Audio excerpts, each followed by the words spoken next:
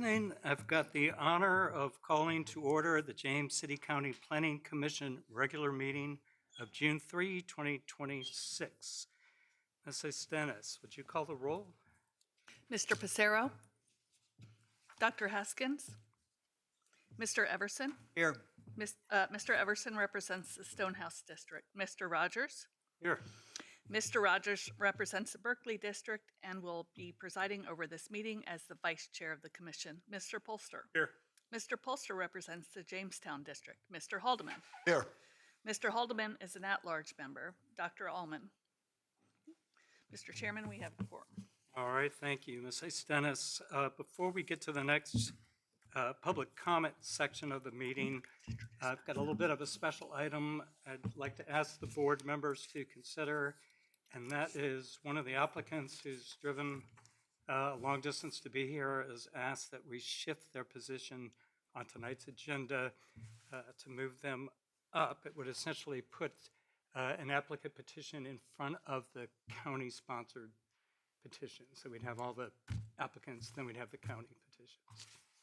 So specifically, item number Well, 3. I'm happy to let you know that too. Yes, it's item SUP 26005.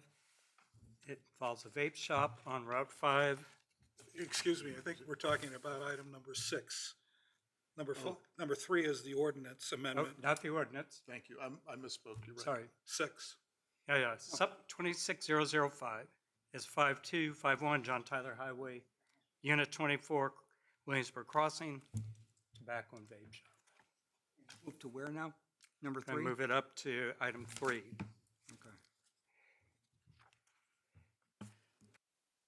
So moved. All in favor? Aye. Aye. All right, and none opposed. All right, thank you for that. All right, at this point, we reach the public comment section part of the meeting. The public comment section of the agenda is for those topics that are not subject to the public hearings on your agenda tonight. There are a lot of items tonight, and so I'm going to ask the speakers pay special attention to the rules. If you're a general speaker, you are limited to 3 minutes. Ms. Stennis, do we have any speaker cards? Not for the public comment section. All right, if there was someone who didn't have time to place a card but has an interest in speaking to something not otherwise on the agenda, is there anyone out there that would like to address us? I see none, and therefore I'll move on to the reports of the commission, which involves the DRC, policy, special committees, or task forces. There was no development review committee meeting in May. I believe there was a policy committee meeting on May 14th, and so we will get that report from Mr. Everson. Excuse me. Since the minutes of that meeting were in our packet, I didn't see any reason to take up time here on that tonight. All right. With that, I'm going to move on to the consent agenda. Consent agenda items are those determined to be non-controversial. However, a planning commissioner can pull any item for discussion. And this month, we have just one item on the consent agenda, and that is the minutes of the May 6th, 2026 regular meeting. Is there any commissioner that would like to pull a topic from this consent agenda or make a motion? I move we approve the consent agenda. Second. All in favor? Aye. All right, so moved. Now we're on to public hearings. The next item, and we have 7 items. The first item this evening is SUP 26004, 8698 Pocahontas Trail short-term rental. And we start out with a staff presentation. That's Mr. Bromwell. You have the floor, sir. Sorry, one moment. Can we note that we have a planning commission member that has joined us?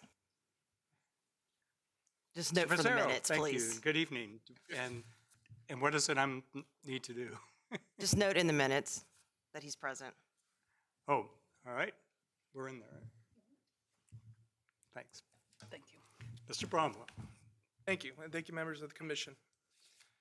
Ms. Casey Snyder and Mr. Ryan Snyder have applied for a special use permit for a tourist home short-term rental at 8698 Pocahontas Trail. The property is currently an undeveloped wooded lot. It is approximately 0.37 acres in size and is located along Route 60. This property is zoned R2 General Residential and is designated low-density residential on the 2045 Comprehensive Plan Land Use Map.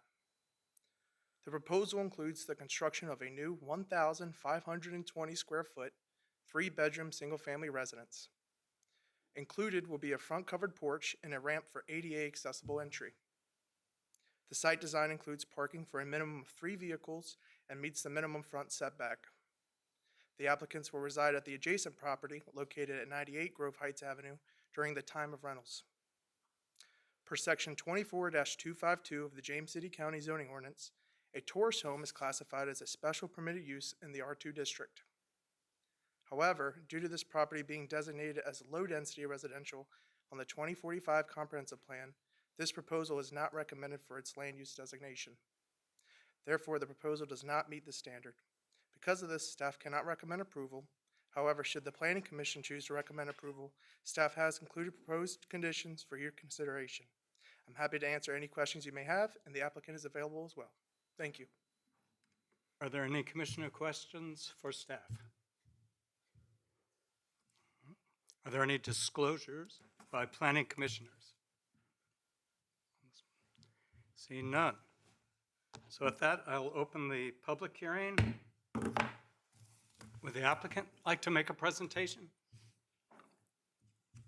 And if you'd start out clearly for me, stating your name and address, please. Hi, good evening. My name's Casey Snyder. My husband, Ryan Snyder, is here with me tonight regarding our special use permit application for a short-term rental on Route 60. We appreciate the time and effort the staff has taken to review our application and provide us with feedback. While the staff identified the property's low-density residential designation as not meeting the comprehensive plan criteria for short-term rentals, we believe this proposal still supports the broader goals of the comprehensive plan by remaining compatible with surrounding uses, minimizing impacts to neighbors, preserving community character, and ensuring safe and responsible operation. This property, as you can see, is located along the Route 60 corridor in an area that already includes a mix of residential and commercial uses, including the mixed-use commercial designation of Colonial Manor directly across the street. The comprehensive plan acknowledges that each location should be considered uniquely, and we believe the site's direct frontage on Route 60 and location outside of an internal neighborhood street network make it appropriate for that limited use. We believe the proposal also supports the broader county goals by providing additional lodging opportunities for visitors in the Williamsburg area, including an accessible single-story design that can better accommodate older guests, mobility-limited visitors, and families with children. Throughout this process, we've worked to design a small-scale, owner-monitored home that minimizes impacts through adequate parking, safe site access, thoughtful placement on the lot, and preservation of mature trees and privacy buffers for our neighbors. Because our personal home adjoins this property, we have a strong personal investment in ensuring it remains well-managed and compatible with the surrounding area. We have lived in Grove for over a decade ourselves, and this community is our home, so we want to get this right. We respectfully ask that the Planning Commission consider the overall compatibility of this proposal and the ways it supports the intent of the comprehensive plan. Thank you for your time. Are there any questions for the applicant? Oh, applicant, please come back. Do I understand that the resident that you want to have as a tourist home is not built yet? Correct. And so if in fact this isn't approved, would you still go ahead with the development of the parcel? Not necessarily. Okay, thank you. Thank you. I have a question. So the proposed parking for the 4 parking spots for this. Does that meet, Jay, does that meet the requirements for parking for, I have problem with these because of the parking requirement. I'm going to ask you to hold on that, though. All right, these are questions for the applicant, Fair enough. and then later we'll open our own. but this is, this is going back to the applicant. Well, could you describe in some detail how you're going to handle the parking? I'm happy to talk about parking. Yes, please. Tell us. So this property previously actually had a home on it. It fell into disrepair, and then the lot just went into disrepair, and then it came up for auction. We are the neighbor, and so that's why we had an interest in purchasing it, potentially putting another home on it for this idea of a tourist home. So the lot we have worked with a builder and talked about site layout. There is plenty of room for as big of a driveway as we want to put in. They have told us like parking is not an issue. We were willing to even do like a big circular driveway, but VDOT told us they would prefer just one entrance, but there's plenty of space on the property to accommodate this home. This home is pretty small. It's 1,500 square feet. So this is not a mansion. This is not a big home. It's a very, very quaint, small footprint. And so the amount of parking would be 3 cars. There's plenty for that. We've gone through that with the planning people. So, yeah. I have a question for staff. When staff reviewed this, did it meet the parking requirements laid out?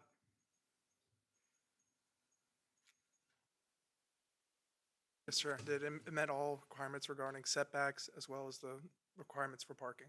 Thank you. Maybe that should have been my question to begin with.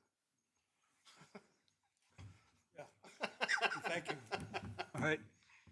With that, we can, if there are some, move on to other speakers in this public hearing. Are there others? No. How about that? All right, then, with that, we move on to, I will close the public hearing, and we'll go with discussion by commissioners. Jay. Hank, Jack can go. Jack can go. we're not sitting in our usual spot. I think this application fits beautifully on this property and in this general location, and I intend to support it. Any further discussion? I'll just make a comment that I also think it fits. I think it's awfully brave of them to put a brand-new facility on there that they've thought about. I was really impressed with the design in terms of steps for disabilities and all the rest of it. Very thoughtful design. I think I'd almost like to take the design and borrow that for my own self on that for it. But I too think it's probably in the right area. And I'm okay with these without meeting all of it. The thing that I think is important is that you probably know that there is a condition in here that within a 5-year time frame, it'll be reviewed by the board. And if there is any kind of an issue in terms of either licenses or taxes or loud noises or things like that, will be reviewed. And I think that's a fair way to go about this. So I intend to support it. I actually have been mulling this over, because this is an eclectic area of the county. And ordinarily, the parking requirement and not being fully in accord with the comprehensive plan has been my issue, because it's like you have a parking requirement I see as a neighborhood commercial. However, given this eclectic nature of this whole stretch, I've decided I will support it also. And so for me, with this being on 60 and not within the a neighborhood, I know that's been a point of discussion before, whether it's off the main drag and inside the communities. This is a very nice area. There's well-established homes over there. It's a really nice area. And being right on the road right there, not very far from Busch Gardens, I think they're going to do well, and I'm going to support it as well. And for my part, I think of all the ones I've seen since I've been on the board, this is, if not the easiest, one of the easiest for me to get behind. The facade is beautiful. I think eclectic, that was a word I was going to throw out there too. When I drive down there, there's already single driveways in there, and you're not, this proposal is not interrupting an interior, quiet neighborhood that's worried about the traffic in and out. It just, what an improvement over the way that lot used to look. So if there's no further discussion, can I have a motion? Oh, there is.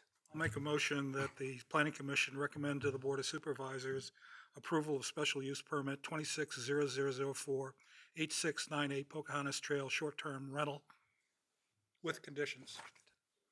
Second. Got a second. Mr. Haldeman, Aye. Mr. Polster. Aye. Mr. Rogers, Aye. Mr. Everson. Aye. Mr. Pacero. Aye. Motion carries. Good luck. All right, moving on to the second item this evening is SUP 26007 5205 Colonnade Parkway, Detached Accessory Dwelling Unit. Start with the staff presentation. Mr. Bromwell, you again have the floor. Thank you again.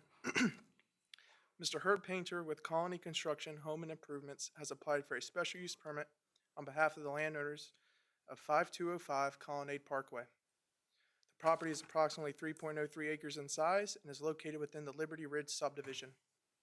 This property is zoned A1 General Agricultural and is designated rural lands on the 2045 Comprehensive Plan land use map. The proposal features a new 25 by 32-foot detached accessory structure that will primarily serve as a guest suite. The ground floor will house a 2-car garage, while the second floor includes a 400 square foot apartment with an exterior deck.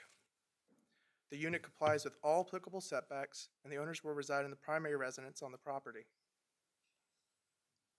Per section 24-212 of the James City County zoning ordinance, this detached accessory dwelling unit requires a special use permit within the A1 district. Staff has reviewed the design and finds it's fully consistent with our ordinance, the 2045 comprehensive plan, and the surrounding neighborhood. Staff recommends approval and has included proposed conditions for your consideration. I'm happy to answer any of your questions you may have, and the applicant is available as well. Thank you. Questions for staff?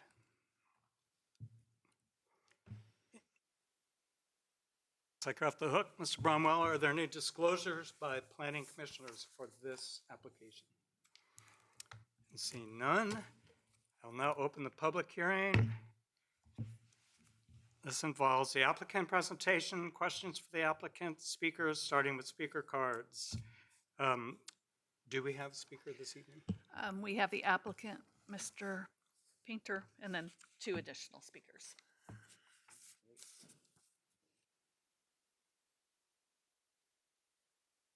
How you doing? Herb Painter, Colony Construction. Here on behalf of Mr. and Ms. Sherman. I'm Sorry, pretty- sir, though, could you also give your address Yes, 11715 Jefferson Avenue, Newport News. for news? Yes, sir.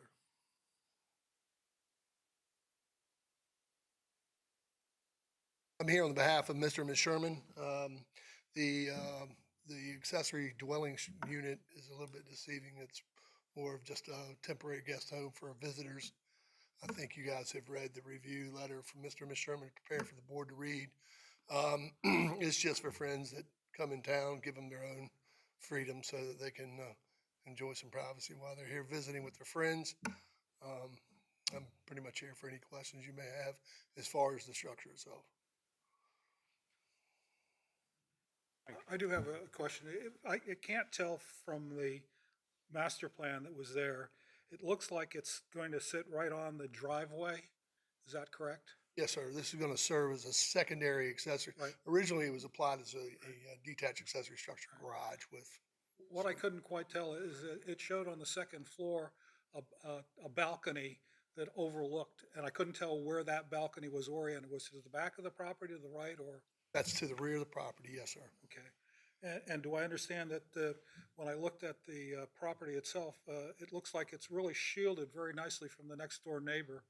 And so I would think that there's not going to be any elimination of any of the trees or any of that, that'll all stay in place? Yes, that, we will not touch any of the vegetation there. Actually, on the right-hand side of the house, there's I believe it's a pump station, which can't be built on, so it's pretty much blocking the view from anyone ever seeing Right. this, this structure in the back of it or whatever. Yeah, so it's a really good location for something like this. Thank you. You're welcome. All right, and we've got 2 speaker cards. The first one I've got here is Kevin Sherman, 5205 Colonnade Parkway.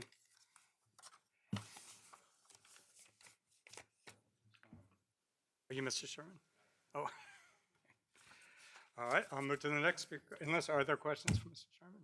If there are, I need you to come up, but I think we're all right. I also have one from Cynthia Sherman. Ma'am, if you would just clearly state your name and address before you begin. Yes, Cynthia Sherman, 5205 Colonnade Parkway. And like Mr. Herpaitner had mentioned, it is for our guests and for grandchildren we hope to have someday with our kids coming to visit us. But as you can see, Liberty Ridge is, each of these plots are 2 to 3 to 4 acres. And nope, it will not be an eyesore for anyone around us because, of course, we have that water facility to the right, and we have woods all around us. Everyone is separated with dense woods. And so I'm hopeful that you will approve this project. Thank you for your time. Just before you go, ma'am, I'm just curious if there, I don't believe it was included in the report. Have you seen any similar structures in the neighborhood so far, other than what you're proposing? Yes, sir. We have seen several structures similar to what we're building. Size, scope, and Yeah, I don't know about the size or scope, but it looks like it is a 1-car garage, 1 to 2 car garage. And it does have a porch on the back. So there are several structures like that in our neighborhood. And any additional structure that we put on there has to match the house. Everything has to be very similar to it. right, do you all have like an HOA architectural review committee? It's got to get all through Yes. that stuff, right? Yes, we do, sir, and we've already been approved. Are there any other questions? Thank you so much. Thank you for your time. If no one else? No other cards. All right, I'll close the public session and open it to discussion by the commissioners. Mr. Chairman, I move that we recommend approval of, pardon me, special use permit 26-0007, 5205 Colonnade Parkway, detached accessory dwelling unit and conditions. Do I have a second? Second. Ms. Dennis, can you call the roll? Mr. Haldeman, Aye. Mr. Polster. Aye. Mr. Rogers, Aye. Mr. Everson, Aye. Mr. Pissarro. Motion carries. This is where I'm moving up an item, correct? All right, so we will move to SUP 26-0005, 5251, John Tyler Highway, Unit 24, Williamsburg Crossing, Tobacco and Vape Shop. Mr. Cura, I think you're giving this staff presentation. I give the floor to you. Thank you very much. Good evening, Vice Chair, members of the commission. As indicated, this is a special use permit for a smoke and vape shop at 5251 John Tyler Highway, Unit 24, which is currently vacant. Ms. Kelly Parks is here on behalf of the business owner as the applicant. The property is zoned B1 General Business and is designated within the future land use map as mixed use. A little bit of background here on the property. You may recall from previous planning commission that in 2023, the zoning ordinance was amended to require a special use permit for a vape/smoke shop and included a definition at that time in the ordinance. So a shop that primarily sells the products listed rather than doing it as accessory like a drugstore or convenience store might do. New businesses, which post-date the change to the ordinance do require having a special use permit to operate within the county, which this business would be. A little more history here. In 2024, the state did change the law in order to enable localities to adopt an ordinance that would require separation between vape shops and schools and daycares of 1,000 feet. At the time, the county didn't proceed with that, but that motion, there was an initiating resolution done by the board on April 28th of this year, and that amendment is now on the agenda this evening. If that amendment were to have already been passed, this case would not be able to be approved as this is within 1,000 feet of a school. But given that that amendment is not adopted, staff has evaluated this case on current adopted policies and ordinances. Here is a view of the property from John Tyler. Orientation here, Kingsway is to the right. The proposed business would be located in Unit 24 here, located between Tops China and Domino's Pizza here. The school mentioned is here towards the back and to the left of the business, proposed business. In analyzing this case, staff considered that this is a use for an existing improvement within the primary service area, provides for a retail use within a mixed-use designated area that is supporting our mixed-use areas within the county. Conditions have been proposed in order to limit any potential nuisance to the surrounding properties. And for those reasons, staff is recommending that Planning Commission recommend approval to the Board of Supervisors with the conditions. I will note that the school had reached out recently with a number of concerns, and the applicant, following that letter, did provide a couple conditions in order to try to address those that were recommended. Staff did review those 3 proposed conditions and provided analysis, and I'll just note here for those purposes. The first condition proposed was a no loitering signage in the front and back, and staff had no objection to that being added if that is the will of the Planning Commission.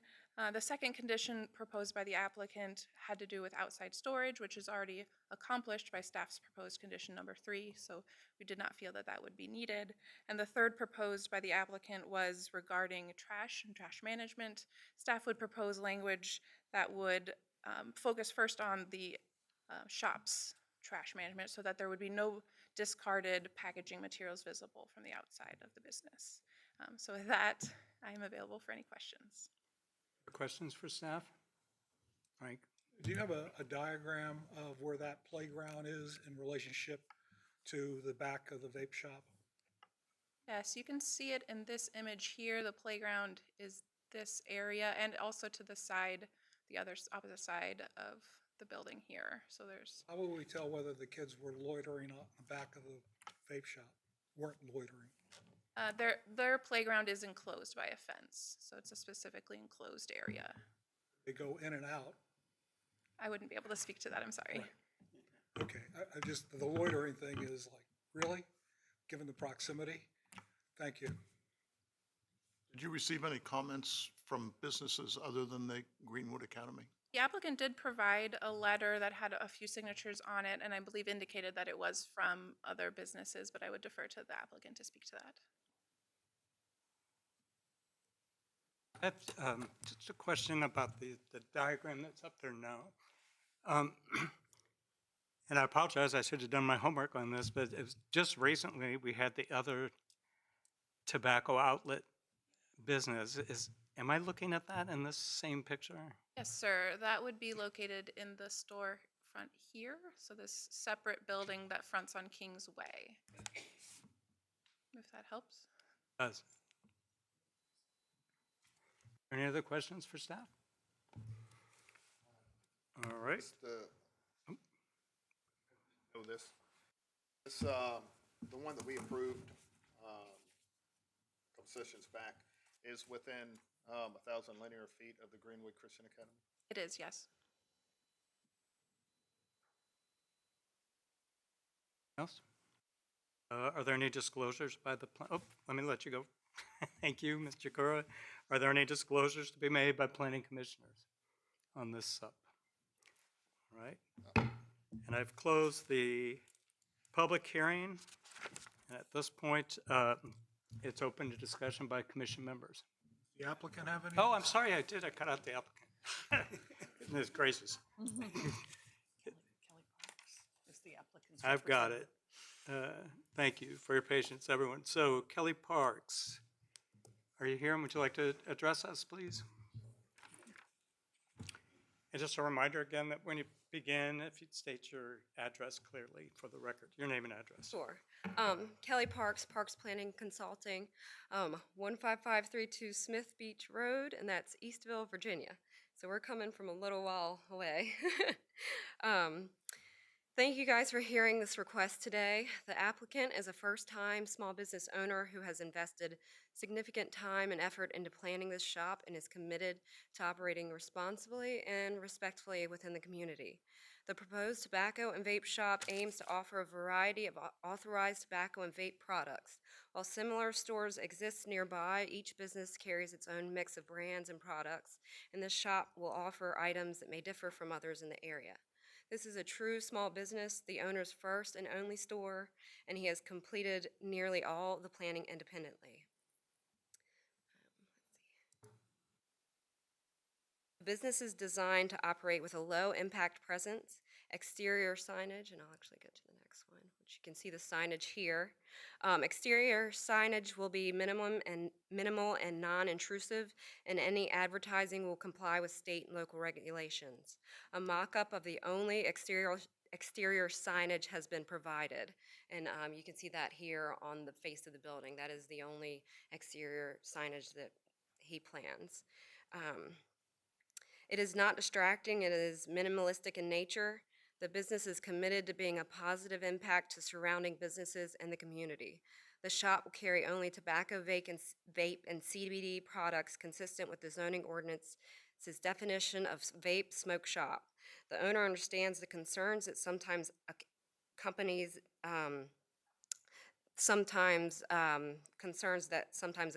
the uses such as this, and is committed to operating responsibly and in full compliance with regulations.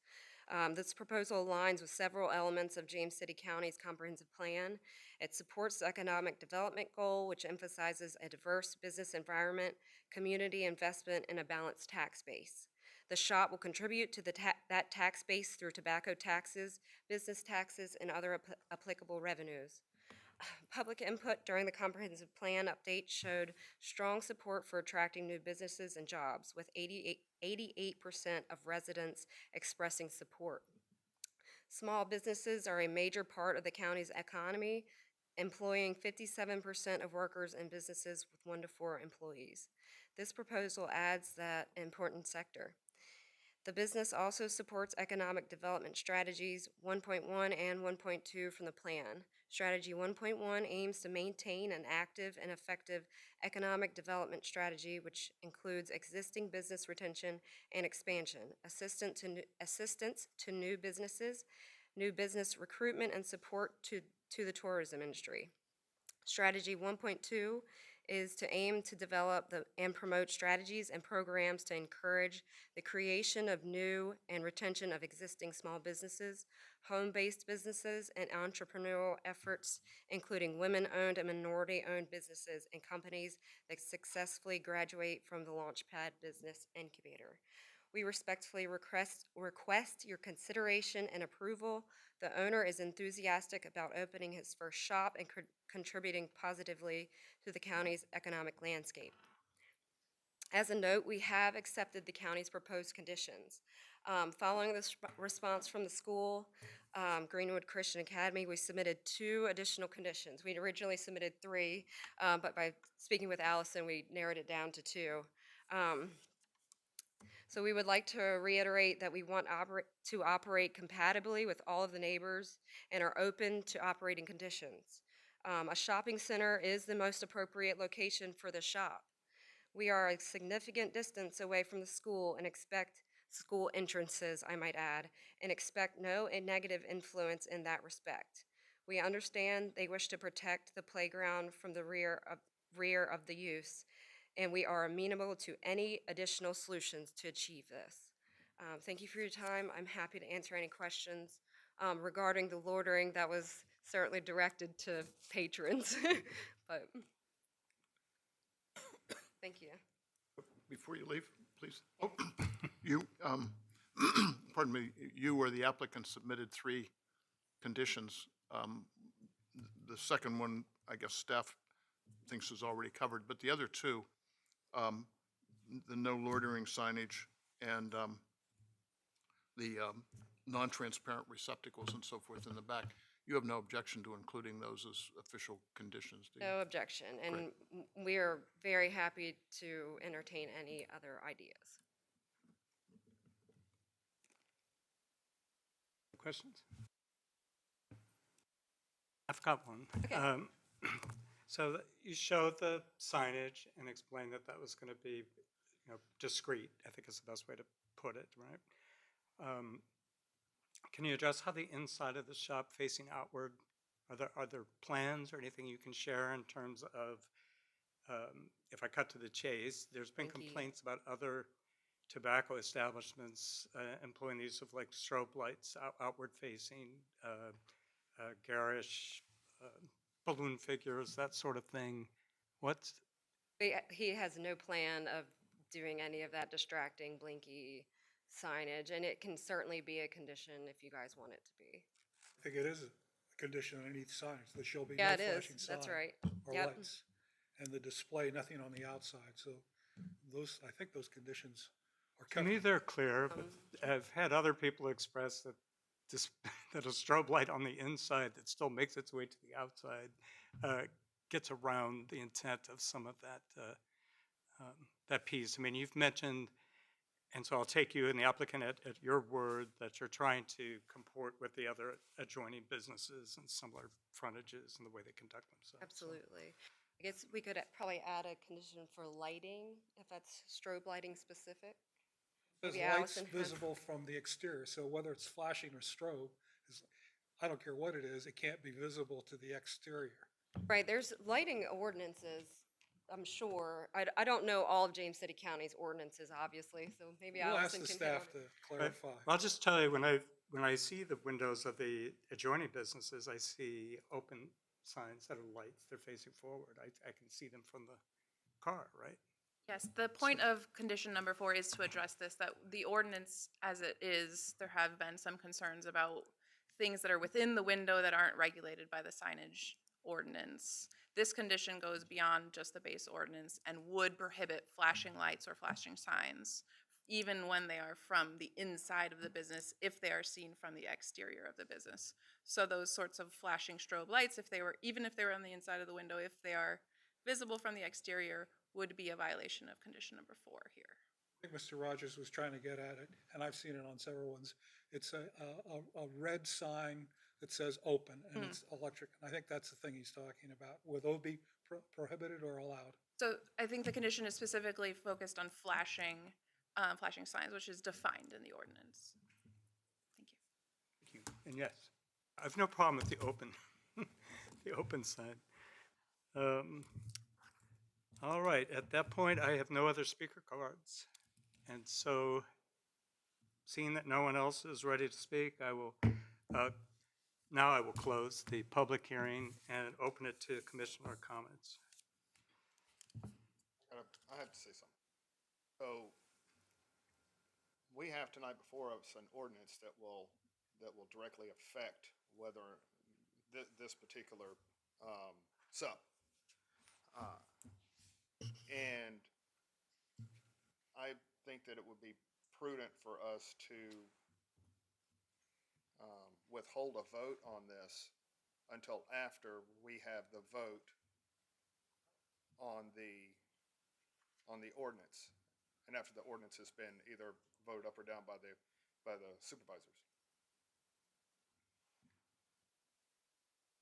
Got a question for me? I I would have a give question that for staff. staff on that issue. I have a question for staff.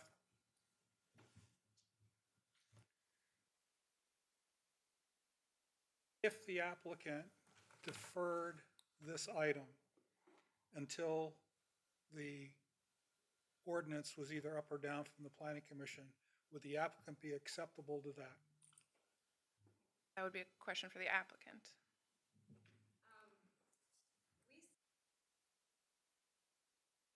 Would you come to the microphone, please? Thank you. Apologies.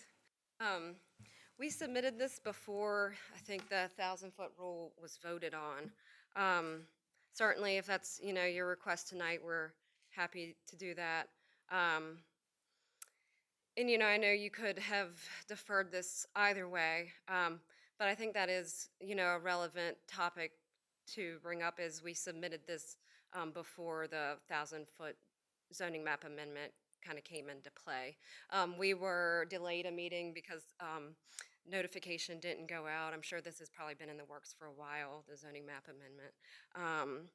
But we should have been on last meeting's agenda. So I think, we'll do whatever you guys would like for us to do. We would obviously appreciate a recommendation of approval, but we're happy to do whatever's needed. Does that answer your question? Oh, sorry. Okay. I don't know if legal has an opinion. For me personally, I think your timing is impeccable, and I feel like it's in front of us, and we should vote on it with the law that's Right. here. But I'm willing to And be another- told that I'm out of bounds. I agree with you. I thought of this when I was reviewing the material. If we go ahead and vote, let's say we vote to recommend approval, is that going against the spirit of the Board of Supervisors resolution to which they haven't voted on yet, possibly impose a 1,000-foot limit? I think we can go ahead and vote tonight, and I hope we do, one way or another, and then let the supervisors, we're just making a recommendation, let the supervisors take our recommendation as one of many considerations that they have in deciding whether or not to approve this. Appreciate it. And so, yeah, that's where I go. I do hope we vote on this tonight. I know if it's similar to, the localities I've worked in, sometimes zoning map amendments can get passed back and forth for quite a while, so we would appreciate that. Thank you.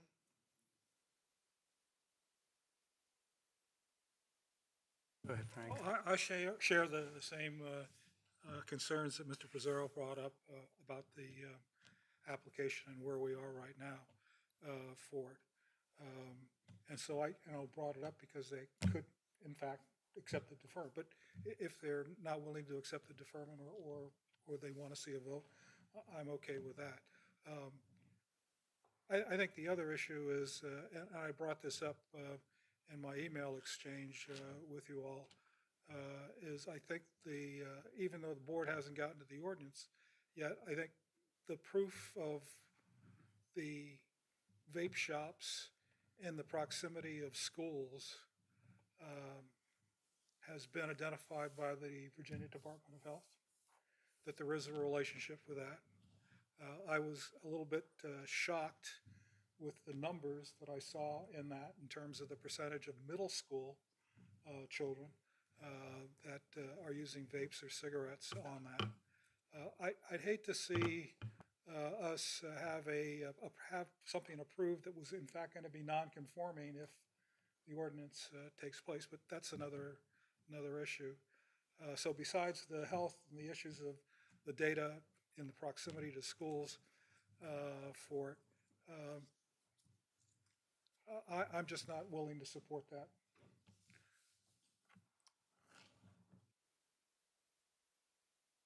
Well, the data that was sent out from the middle school and the high school students,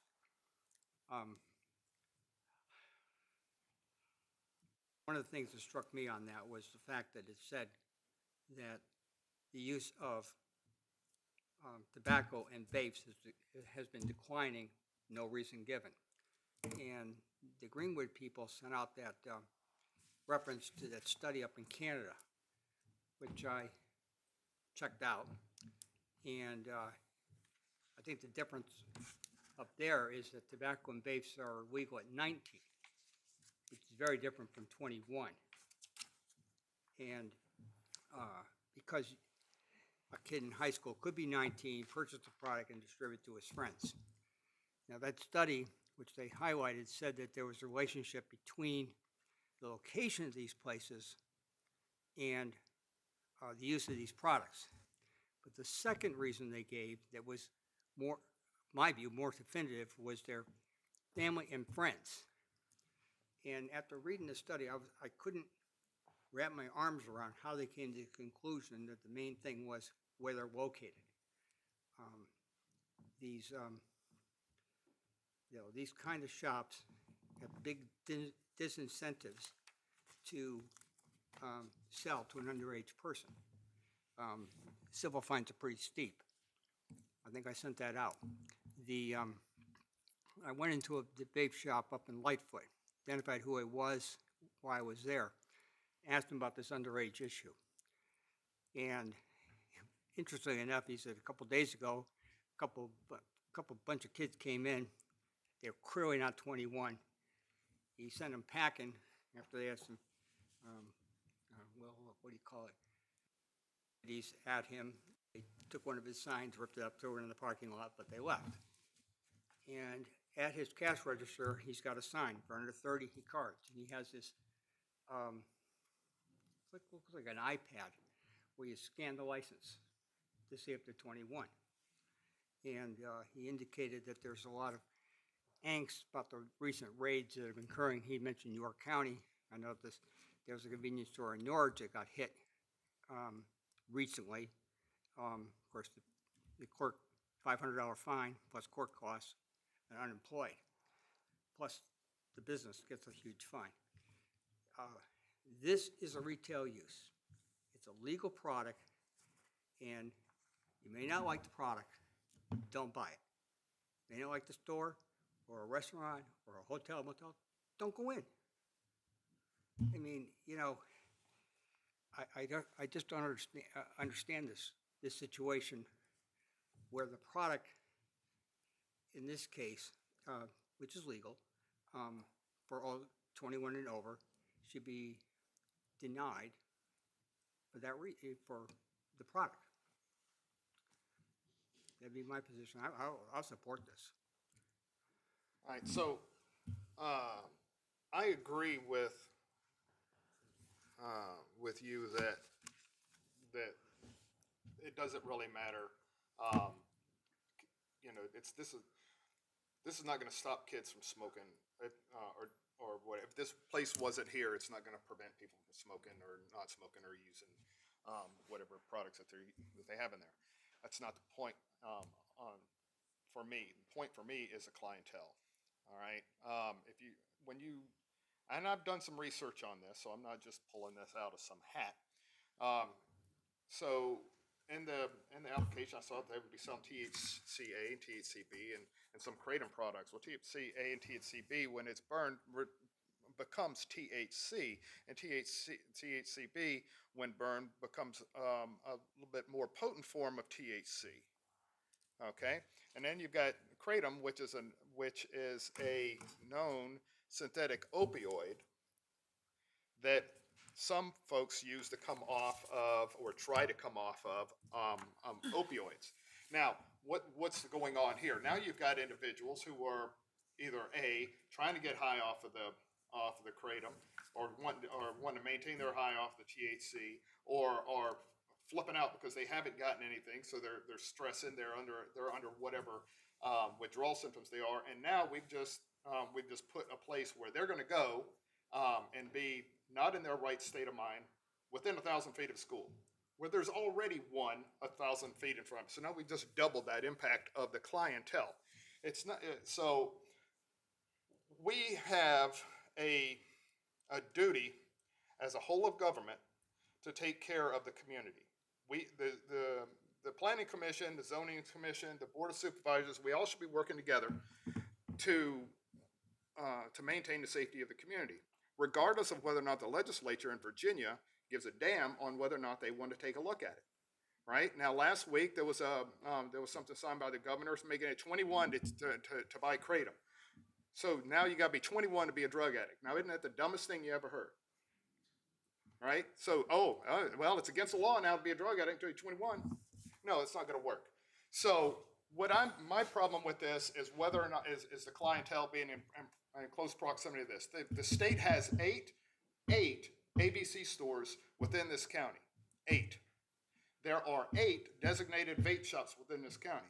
If the state sees it fit that 8 ABC stores in James City County is enough, then why do we need more than 8 vape shops? And number 2, we just had 3 of those vape shops shut down. What was it? No, 4 of them. 4 shut down with the raids that went on not too long ago. So you're telling me that 1/3 of those vape shops that were doing bad things, right? 1/3 of them.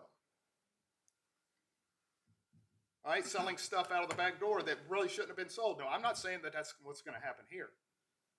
But I have real problems with that because if you're a shop that's selling stuff to drug addicts and you have to compete with other stores that sell stuff to drug addicts, you're going to do what you need to do. I am not going to put my vote towards this establishment or any establishment like that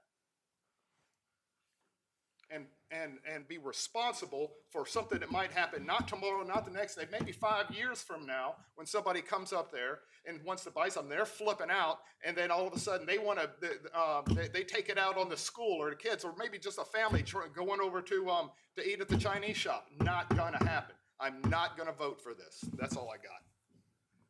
All right, thank you, Mr. Alderman. I agree with Mr. Everson, everything he said, and 1 or 2 other things. This applicant began this process before the Board of Supervisors resolution. They've checked all the boxes. They've gone through the Development Review Committee. They've met several times with staff. They've invested in a consultant, and they followed existing ordinances, or this application follows existing ordinances. They've shown a willingness to add more conditions in response to Greenwood's concerns. I don't like tobacco and vape at all as a product. Tobacco has a long history of, in fact, it's an important part of the business plan of tobacco is to hook young people. Very few people start to smoke after the age of 21 or 22. So the intent or an important part of the business plan is just that. But this is a legal product. It's just as legal as selling alcohol. Many of the same effects. I'm going to vote in favor of it. Mr. Alderman, other comments? Otherwise, I've got a couple. And maybe I should ask this when staff was here. I meant to go down. I did go down there and I drove around the area, and it struck me that I think when I read the proposed ordinance and what it intends to do, and every case is different, but at least what happens in my mind is there's this grade school on a leafy street. It's a quiet area, and this vape shop opens up right across from the playground, which lures the kids across the street. It's wonderful that the academy is there. It's also a strip mall. It's a big, ginormous asphalt jungle of businesses. There's all sorts of unhealthy things already being sold out of that particular shopping center. And when I hear the 1,000 feet, I understand there's a back door, but if you're walking it, do we know the distance that is? To me, it didn't seem close to the school. The school faced out the back. This was, to me, felt more like Top's Chinaland and Pizza Hut and fast food. But do we know? I mean, I don't think it's, at least I'm not the king. I don't think it should be 1,000 feet like by drone. I think it should be some idea that it's closer by. I measured, okay, Should have known. as well as the school measured and put a 2,000 and a 1,000 circle. And the distances to the Greenwood Christian Academy on the left-hand side of Domino's, where it says Emerging Church, that's a middle school. I understand the The front entrance of it, That, all right. right? And so the distance between that is well within that. The same thing is true that the entrance for the grade school is over here on the right, but it's also into the back too. And so it's all well within the 1,000-foot area for it. And I went on Google Maps and measured the distances between the doors, and it's all within it. Okay, so well, that's more impactful. To me, the circle is not, because the circle is. No, but I measured the distances themselves. Yes, I want to get from A to B. In the same way that I measured the 378 feet from the existing vape shop to the front of the school. Which brings me to my last point, at least for me, which is we just approved a similar legal business under similar circumstances in a similar location. It's very hard for me to distinguish. The difference, I think, Steve, is that shop that we approve now, that we did approve, if the ordinance is passed by the board, it will become non-conforming. I'm all for you letting that rule your vote. Right, but- exactly. But since it's my turn to speak. Oh, I'm sorry. I didn't mean to interrupt. I plan to go with problem. what I understand the law to be today. Yeah, no, I got that. And that's why I asked for the deferral as opposed to willing. Yeah, I don't think it's fair to ask the applicant. And I agree with that too, which is why I think the up and down vote is exactly right. No, I take issue with with this other establishment we put in there, because you can pull back up the record, you can pull up the minutes from that meeting. I asked directly if they sold THC products or if they sold Kratom, and I was told from that podium right there that they did not. I went into that, when I went out and did my survey on this, that's exactly what they're selling in there. So they stood at that podium and lied to me under direct questioning on what products they were gonna sell in there. So as far as taking issue with that, and we just approved that, we approved that, and I voted for that based off of a lie. And I'm not, I'm not doing that. I'm just not doing it. I'm not asking you to vote a certain way. No, but I also do not believe we're the police force. We So are if there's not. something illegal that's going on, I hope the police show up and shut you down. All right? I hope they get there the first day, the first call. I hope they don't have to show up. The point is not having them show up at all. We're all members. Mr. I'm not Chairman? going to read into the motives or motivations of this applicant that, to me, appears to have checked every box the county put in front of them. But with that, I think I can close the hearing. Is there a motion? The hearing's already closed. Hearing is closed. Thank you. I'll make a mo- I respectfully move that we recommend approval of special use permit 26-0005, 5251 John Tyler Highway, Unit 24, Williamsburg Crossing Tobacco and Vape Shop, with conditions, including the two conditions that were added after we got our material, that is, dealing with no loitering signage, and to ensure that all trash is placed in fully enclosed, non-transparent receptacles so that product boxes and related wastes are not visible.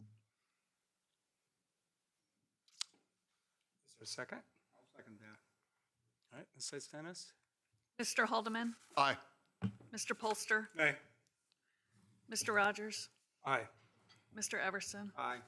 Mr. Pacero? Nay. Motion carries 3-2. And with that, we're back on the agenda as it's printed. And so this would be Ordinance 26-001, amendments to the zoning ordinance regarding vape and smoke shops. Ms. Parrish, you have the floor. Thank you, and we'll just continue the conversation. Good evening. At its meeting on April 28th, 2026, the Board of Supervisors adopted an initiating resolution to consider amendments to the James City County zoning ordinance regarding regulating the location of retail and tobacco products or hemp products intended for smoking. In 2023, the ordinance was amended to define vape, smoke shop, and a vape smoke shop lounge, remove tobacco and pipe from the retail service store use category, and establish this use as a specially permitted use within the R4, LB, B1, M1, PUD, MU, and EO zoning districts. On April 5th, 2024, the Code of Virginia was amended to authorize localities by ordinance to regulate the location of retail establishments selling tobacco or hemp products intended for smoking. Under this amendment, localities may require such establishments to be located at least 1,000 linear feet from child daycare centers and private, public, or parochial schools. In accordance with this resolution, staff recommends the following changes to the ordinance to be considered. Add Section 2441 to Article 2, Special Regulations, Division 1, in general, to prohibit vape/smoke shops and vape/smoke lounges located within 1,000 linear feet from a child daycare center as defined in the Code of Virginia, as well as public, private, or parochial schools. And then further, to update the use list within the R4, LB, B1, M1, PUD, MU, and EO zoning districts to read vape/smoke shop and vape/smoke lounge in accordance with 2441 as a specially permitted use. Staff presented this amendment to the Policy Committee meeting on May 14, 2026. This Policy Committee voted not to recommend the changes to the Planning Commission by a vote of 3-1. In general, concerns expressed at the meetings were that the state legislation did not specifically address the issue of minors purchasing these products through regulations based on the retail's proximities for school. 2, state-level regulations should promote consistency on how products that may be detrimental to health of minors that are regulated and accessed, and that a particular retail resident should not be singled out solely because it sells a specific product. In closing, staff recommends that the Planning Commission recommend approval of the ordinance attached to the Board of Supervisors in accordance with the initiating resolution. I'll be happy to answer any questions you may have. Questions for staff? Could you summarize the idea of how the first vote, it almost sounded to me like you said that the committee recommended not passing this ordinance. That's correct. But staff recommends passing. That is correct. And is there one bone, what's the bone of contention between staff and the committee? Well, the Policy Committee, and I will have to say I was not there, I was at my daughter's graduation, so I'm kind of summarizing, and actually Mr. Polster or Mr. Everson might be a better example of explaining the thought process, because my understanding there were 2 votes, one to recommend the ordinance, and that was voted down, and then the second was to not recommend the 1,000 feet linear distance between the schools and the daycare. From what I understand, there was some contention on whether or not that truly was helpful to prevent minors from purchasing these type of products. Second of all, I believe that they had meant that there's other products that are on the market that are detrimental to children, and this was basically singled out. And then third, I believe that it was because of the retail establishment not being singled out as a separate particular use. Does that help? I got a question for staff. What is the state ordinance on where an ABC store can be located in relation to a school? I don't have that, but I'm happy to find that out and report back.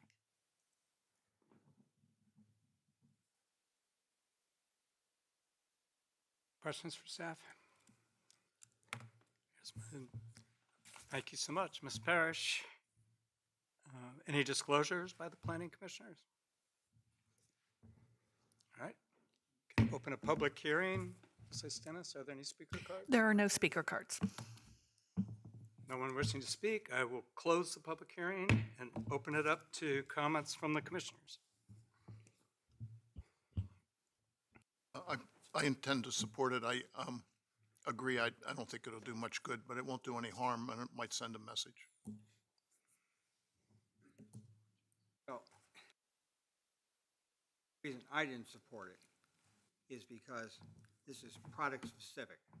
If you go to convenience stores, which anybody can walk into, they have these big signs in the windows about their discounted tobacco products.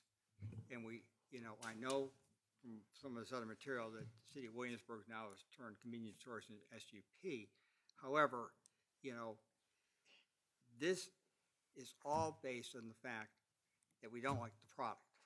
And, and you have to be 21 to go in there.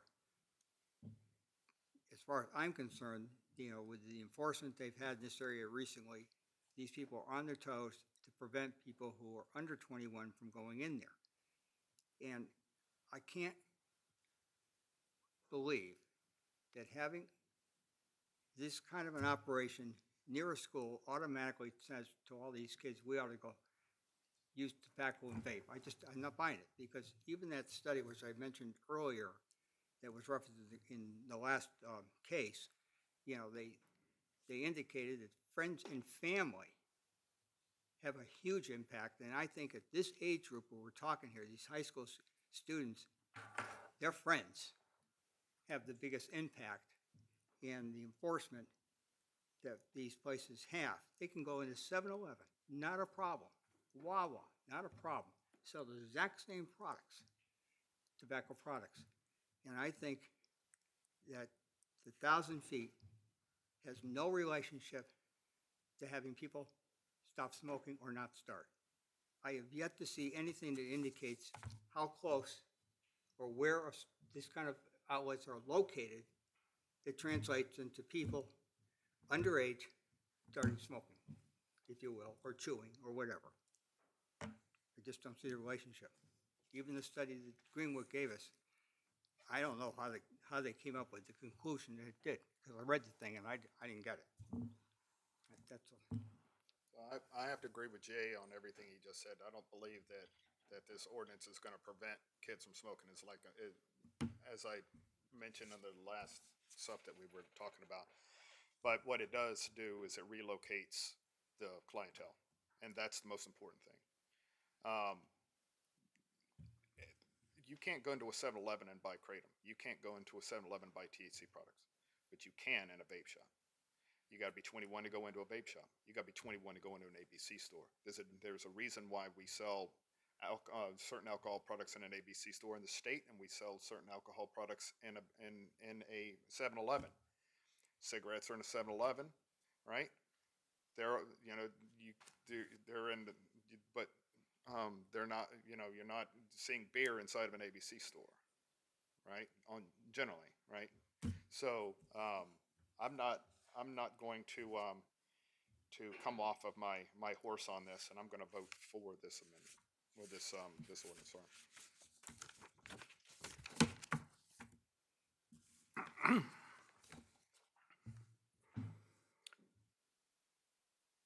Any other comments? I'll just repeat what I said before. I mean, the data shows from the Virginia Department of Health, both for proximity and for the use at high school and middle school, that they do take advantage of it. So it's like Jack said, the tobacco industry started this thing as an addictive piece, and there's no doubt about that for it.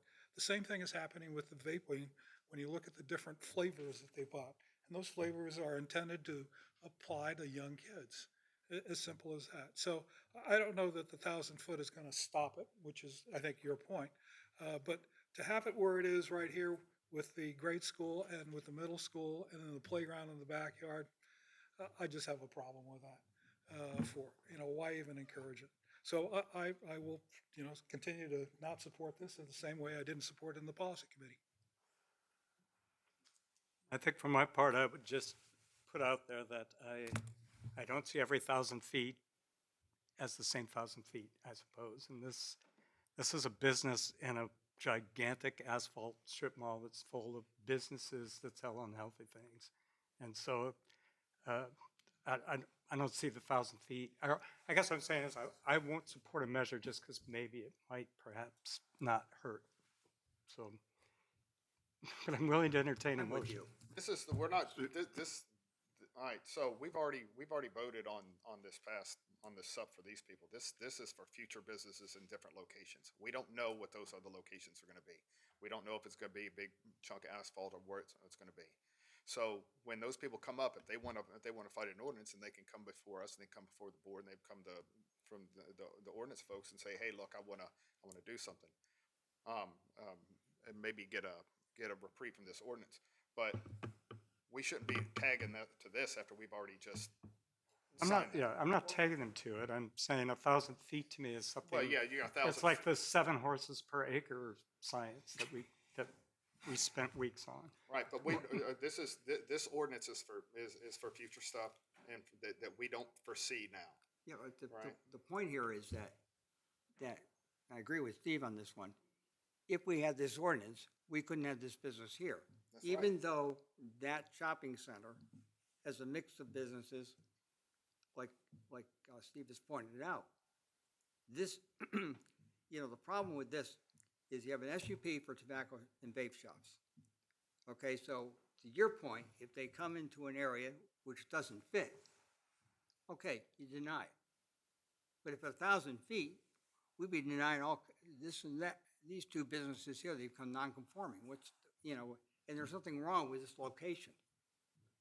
In fact, you probably want to have them in this location because on the issue of loitering and people hanging around, these kind of shopping centers, they're moving people along. They're not going to, the police go through here at night and move people along if they're hanging out. I believe that place also has a no skateboard. I think my grandson got thrown out of there for skateboarding. I think that was a shopping center, but the point I'm making is that kind of stuff is better regulated in this situation, but 1,000 feet precludes it. It's arbitrary. There's no relationship between 1,000 feet and people not smoking. Mr. Chairman, I move that we recommend approval of ordinance number 26-0001, amendments to the zoning ordinance regarding vape and smoke shops. Is there a second? Second. Ms. Sice Dennis, will you call the roll? Mr. Haldeman? Aye. Mr. Polster? Hey, Mr. Rogers? Nay. Mr. Everson? We're voting, no vote is against this resolution, right? No. Mr. Pacero? Motion fails 3-2. an affirmative. Well, I think you made a motion in the affirmative and it didn't pass, so, is that So you correct, need Liz? an opposite Okay, motion. no, You want- she's you right. want to do the opposite? We need a motion for denial. Motion for denial, okay, we do. Need Make a another motion. I'm sorry, we Recommendation that do the need board- another motion, yeah. I'll I'm make a not- recommendation that the planning commission Yeah. recommend denial of SUP 2600, No, ordinance 26001, amendment to the zoning ordinance regarding vape and smoke shops. Second. Ms. Sice Dennis. A vote of yes is in favor of it. Deny. Well, Yes I'm is in already favor of confused. denial. Vote no. Yeah. You're a no vote. A vote of yes would recommend denial of the proposed Right. ordinance. Seems a double negative, but call the vote. Yes. Mr. Haldeman? No. No. Mr. Polster? Aye. Mr. Rogers? Aye. Mr. Everson? Aye. Mr. Pacero? Oh, You said no? no. That is 2 noes and 3 yeses. So the motion to deny passes 3-2. Did I do the math? Try something easy. Ordinance 26-003, amendments to the zoning ordinance and subdivision ordinance regarding natural resources inventories. Ms. Sice Dennis, you have the floor. I do. I'm just going to stay here Stay because here I with have to me. take notes. Thank you. Good evening. At its meeting on March 14th, 2026, the Board of Supervisors adopted an initiating resolution to consider amendments to the James City County zoning ordinance and the subdivision ordinance with respect to submittal requirements for natural resources inventories. In 1999, the James City County Board of Supervisors adopted a natural resources policy which sought to identify and conserve areas with significant natural resource potential. and that would be of animals and plants. In 2018, the board incorporated the natural resource policy into the zoning and subdivision ordinances. The James City County 2485 Comprehensive Plan, which was adopted October 26, 2021, contains a map which is prepared by the Virginia Department of Conservation and Recreation's Natural Heritage Program, whose mission is conserving Virginia's biodiversity through inventory, protection, and stewardship. At the policy committee and on your map, you'll notice there's a rating system. It's called BRANK, B-R-A-N-K, and it's a rating of the significance of the conservation site based on the presence and number of natural heritage resources on a scale of 1 to 5, 1 being the most significant. When a natural resource inventory is required, it shall identify habitat, according to the code, shall identify habitats suitable for S1, S2, S3, and G1, G2, and G3 resources. S stands for state species of special concern, and G stands for global species of special concerns. And those are identified by the Virginia Department of Conservation and Recreation Division of Natural Heritage. And those need to be in the project area. If the inventory concludes that there is no suitable habitat, then no further work is required and development may occur within the subject area. If the inventory confirms the presence of the S&G resources either exist on or could be supported by a portion of the site, a conservation management plan for the affected area is required to be submitted to and approved by the Director of Planning. The Conservation Management Plan consists of a plan that indicates preservation boundaries and with language that fully explains the safeguards intended to minimize impacts to the natural heritage resource. All approved conservation management plans shall be incorporated into the plan of development for the site and the clearing, grading, or construction activities thereon. Upon the request of the Board of Supervisors, staff did prepare an initiating resolution to consider possible amendments that would add an additional waiver and exception provision to the current requirements. And in accordance with that resolution, staff is recommending the following changes to the zoning ordinance and the subdivision ordinance. To the zoning ordinance, the proposal is to modify specifically Section 24-145, Site Plan Submittal Requirements, subsection 24, by adding new text which allows an exception to the requirement to submit a natural resources inventory where the habitat areas are known to exist or have the potential to exist and the applicant voluntarily protects the habitat in the form of a conservation and preservation in perpetuity. And so that reads 24I, significant natural resource habitat or potential resource habitat is known to exist on site or potential habitat is identified on site, and the habitat is voluntarily preserved and maintained in perpetuity in accordance with DCR recommendations and approved by the Director of Planning.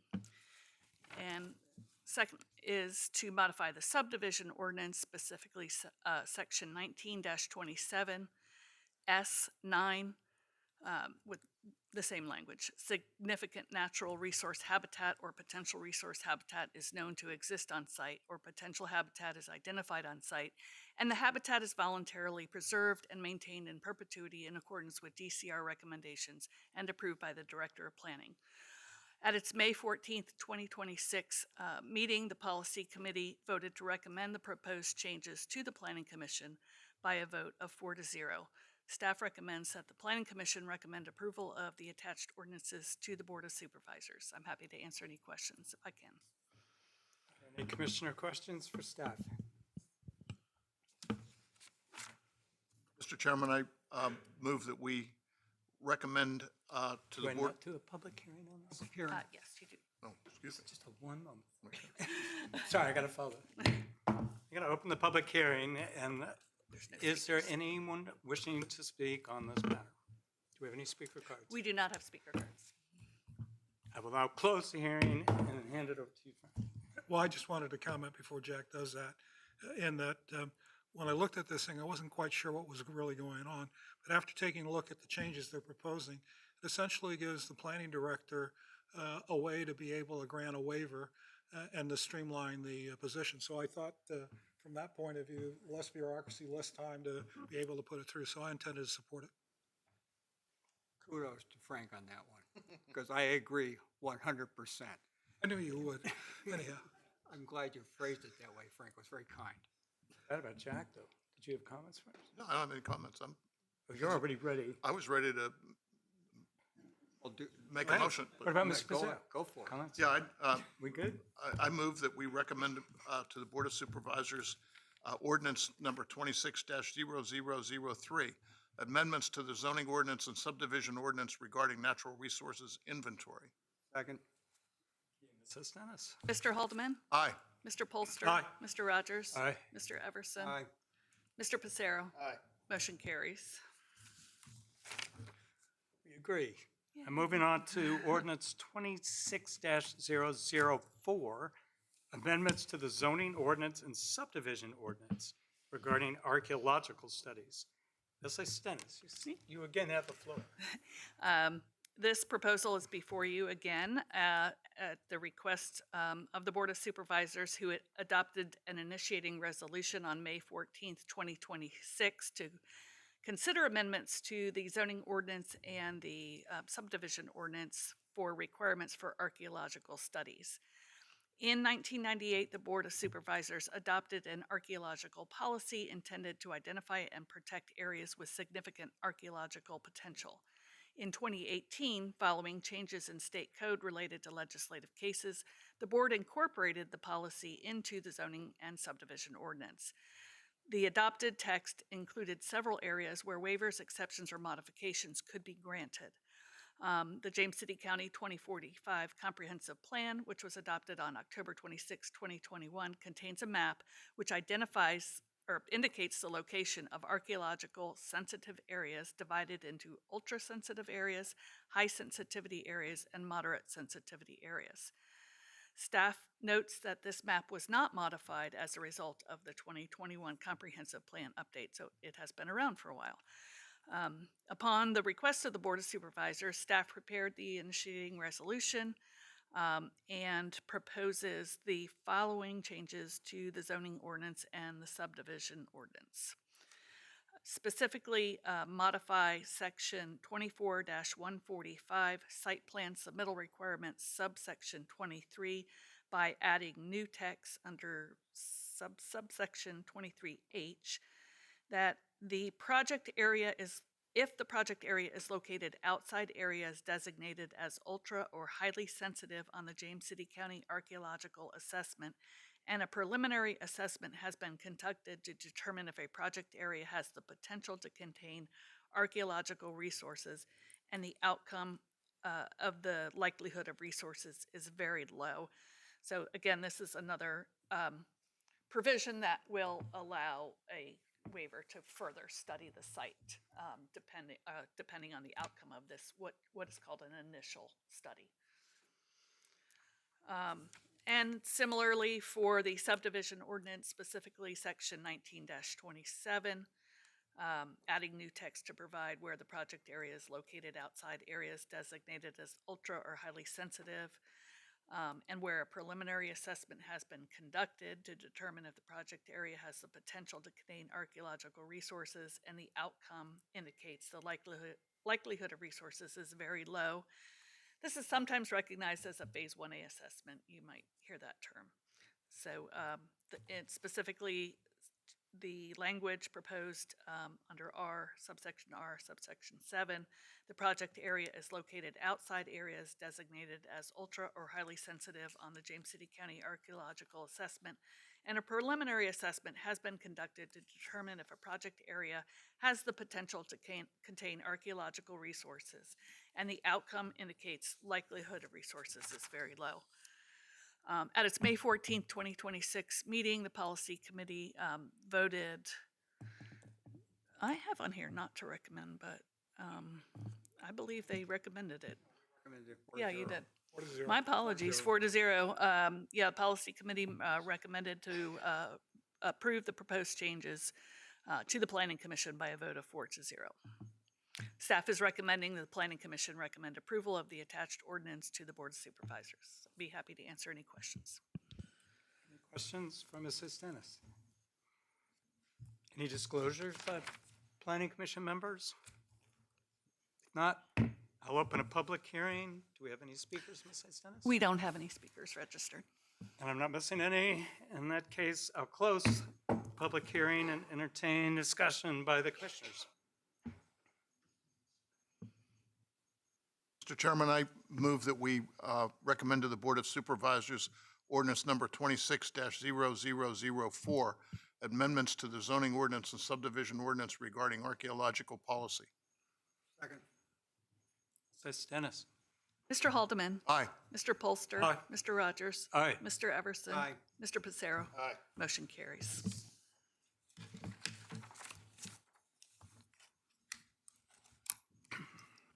All right. Last item, I think. Are we? So, that is Z-26-001/SUP-26-002-5299 John Tyler Highway.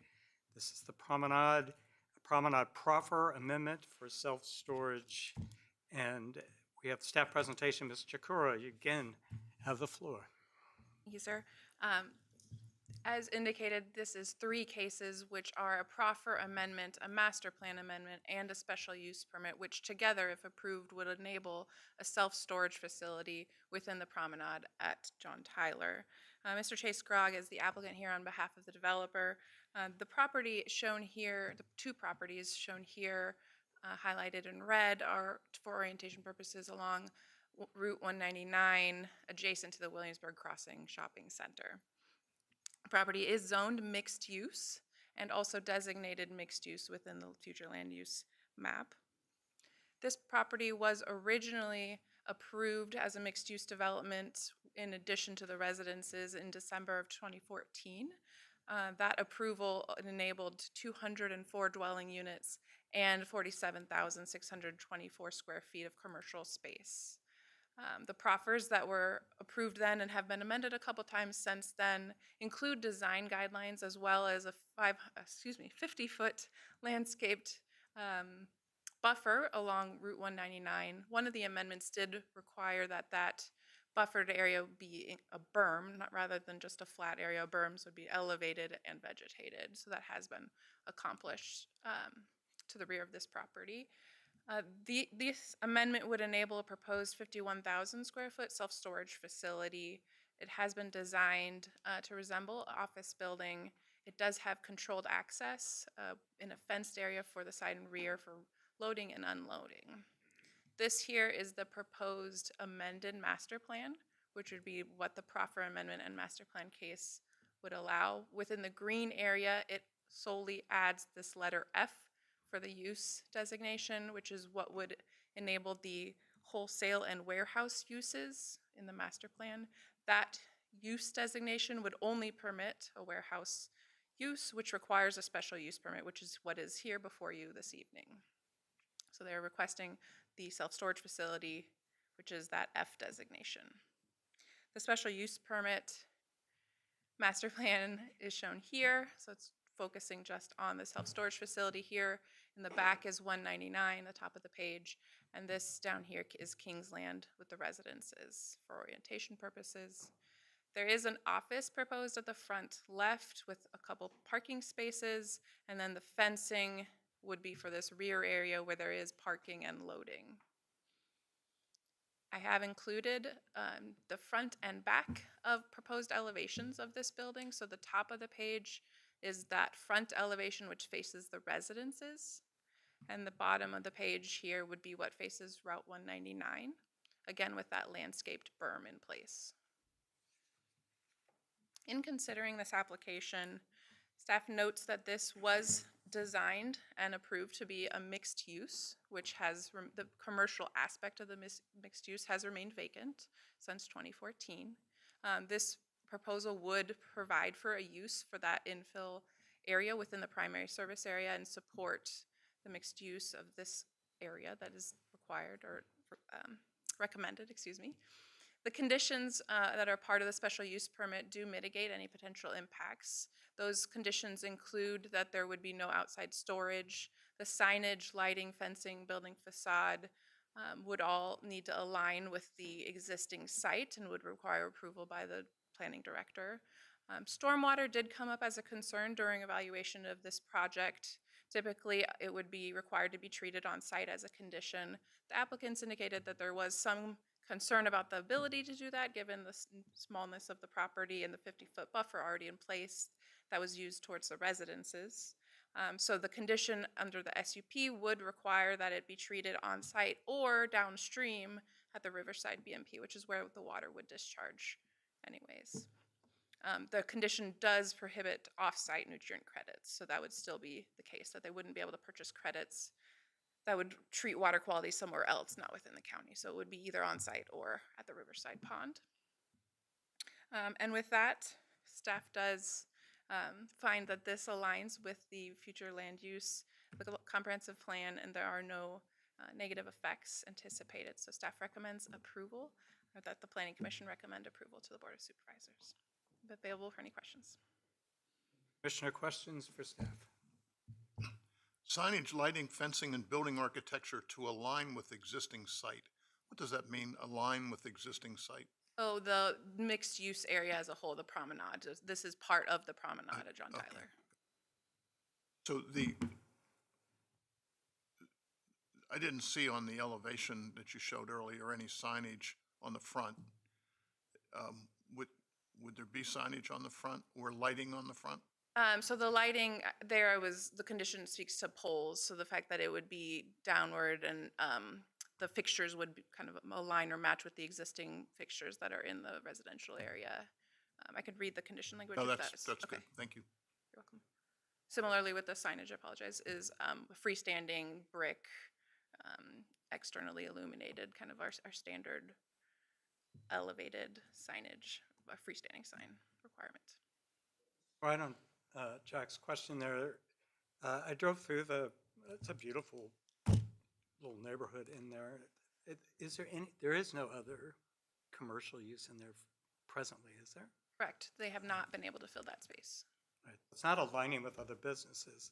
It's trying to align with the Existing design of the mixed use area, which is the residential John Tyler Promenade. I might have missed it, but we're talking about the buffer area between 199. Does that berm exist today? Yes, it does. I apologize. I don't have a great picture of that, Okay. but it would be required to remain intact and undisturbed. And the vegetation that's on there, that stays intact or is supplemented? It has to remain intact, and then part of the condition would require if there is anything that's missing or needs to be replaced at any point, that it would be replaced with natives. Within the buffer? Within the buffer. Okay, thank you. You're welcome. I have a question with going back to the lighting again, because I'm a little confused. So when it says conform with the mixed use, the only thing that's being mixed here is the business. Everything else is residential. So are we conforming, or is the business could be conforming its lighting with the residential?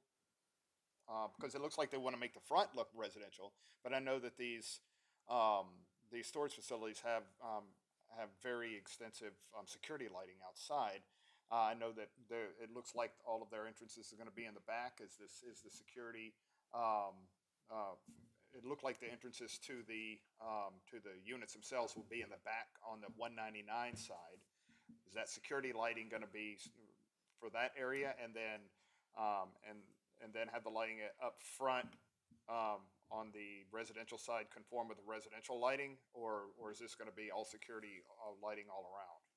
So the specifics of the lighting plan will be evaluated at site plan level if this were to be approved. The condition ensures, so first, the ordinance requires that there would be no light trespass. So there would not be able to be any light trespass that crosses the property lines by ordinance. That's in a place. But in addition, the light poles would have to be 20 feet or less in height to align with the street lighting that's already there within this is part of Promenade at John Tyler. This is one mixed-use development. The commercial aspect hasn't been developed yet, but the design guidelines and all the proffers, everything, all of this was done as one whole. And so the lighting, then the fixtures would be required to align, and this would be reviewed and approved by our planning director as part of the condition, to find that that is, the specific materials or fixture types would be similar, compatible. Just to follow up on that, so I understand it, when I looked at the design guideline document, and I looked at the lighting, it's very specific in terms of coach lights or gas lamps for it in the front, but it also talks about all of the lighting with downward cutoffs in compliance with the county ordinance. So it wouldn't matter if it was a security light or whatever, it has to meet that requirement. Is that correct? Yes, that is correct, by ordinance.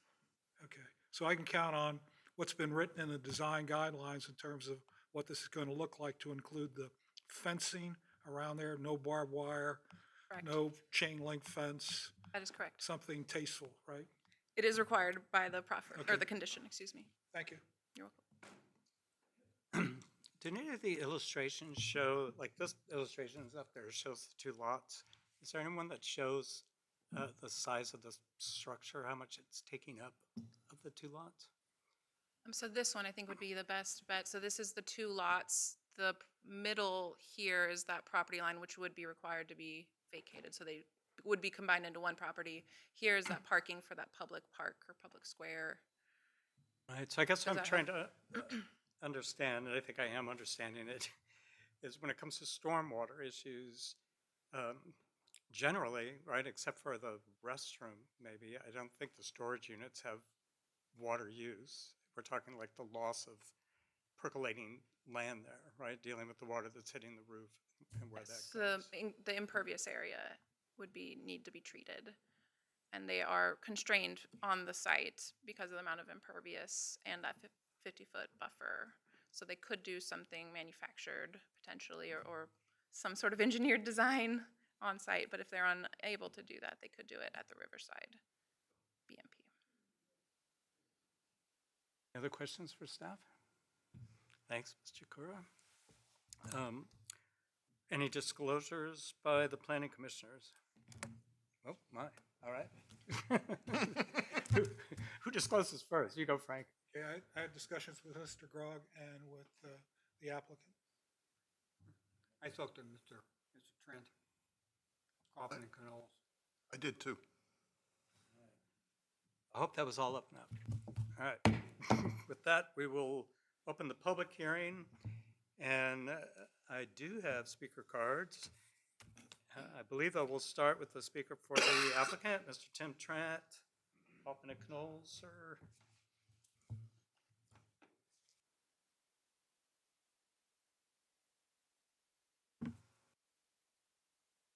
Evening, Mr. Chairman, members of the commission.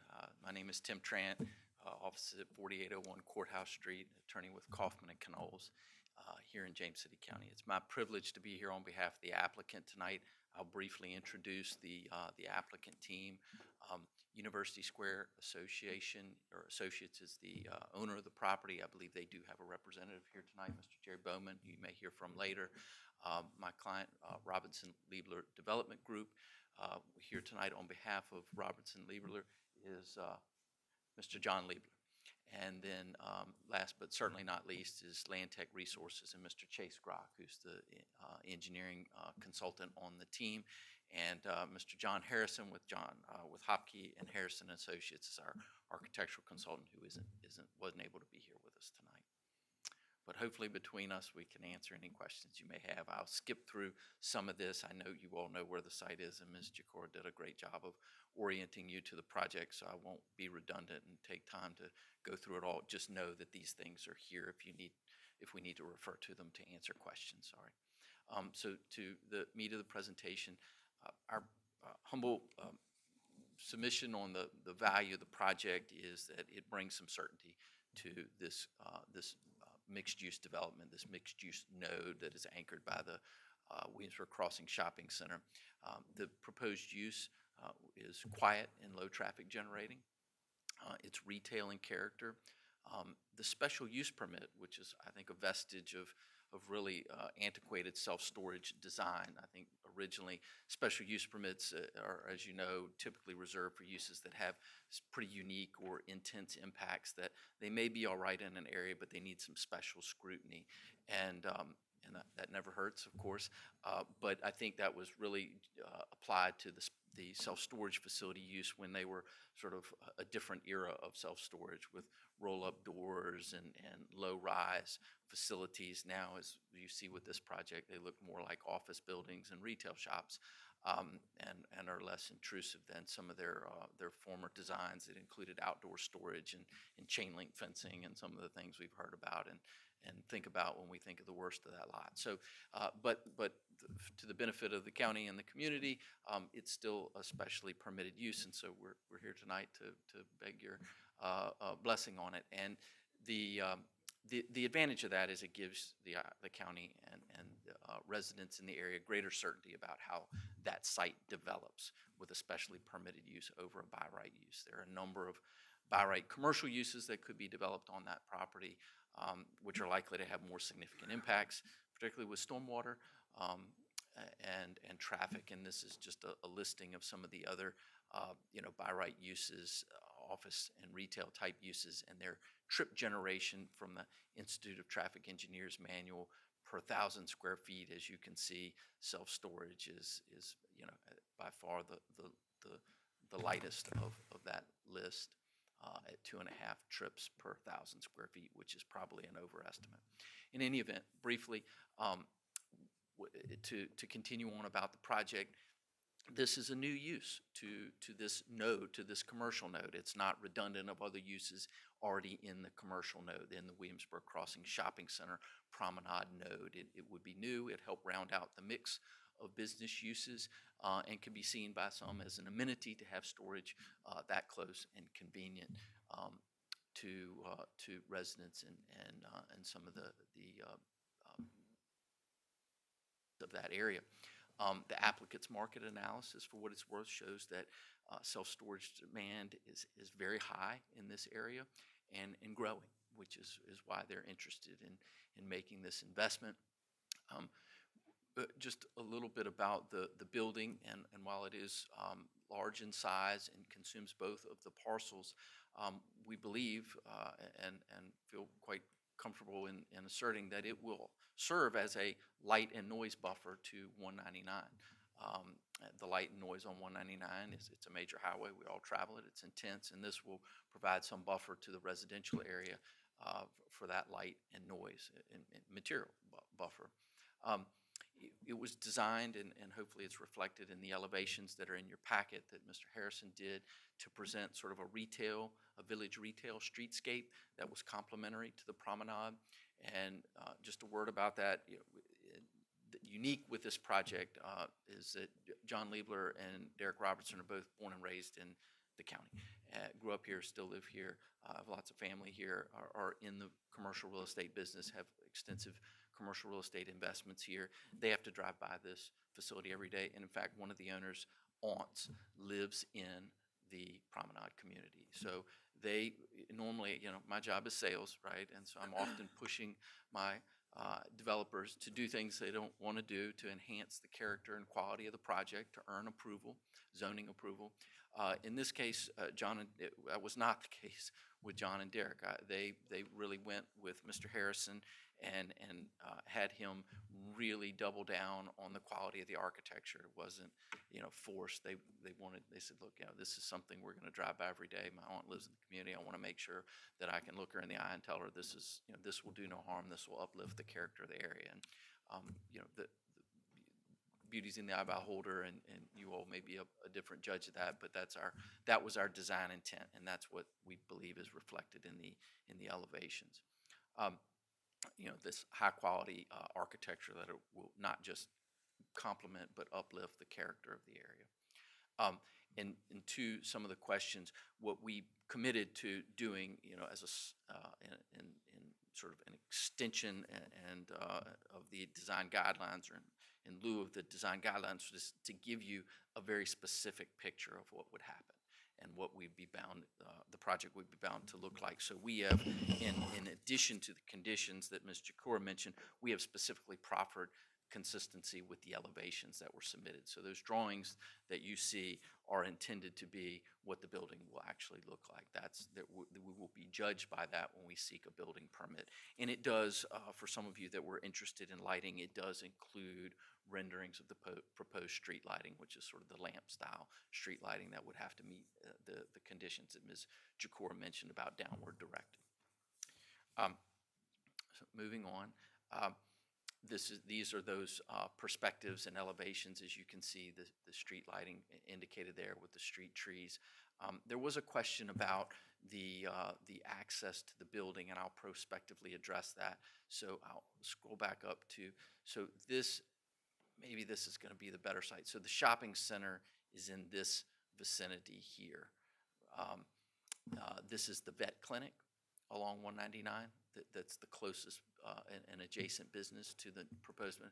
So the main entrance to the shopping center, or excuse me, to the storage facility is located on the north side of the building, facing the vet center. The idea was to have the entrance and that activity as far away from the residences as possible. So this would be the main entrance and the pedestrian entrance. There will be some roll-up doors, some garage door access on this side of the building and along the back of the building for specific tenants. But the primary entrance for most people, where they'll come in and access the freight elevator and their units, will be here in this area. And I'll show you on the elevations where so that would be in this vicinity here. That will be where the office is for customers to come in and where our employees will report. And we can come back to these as you all wish. I think that's, yep. So we are in support of all the conditions, and I'm not blindsiding Ms. Jakora. I did make this, albeit late in the publication of the staff report schedule.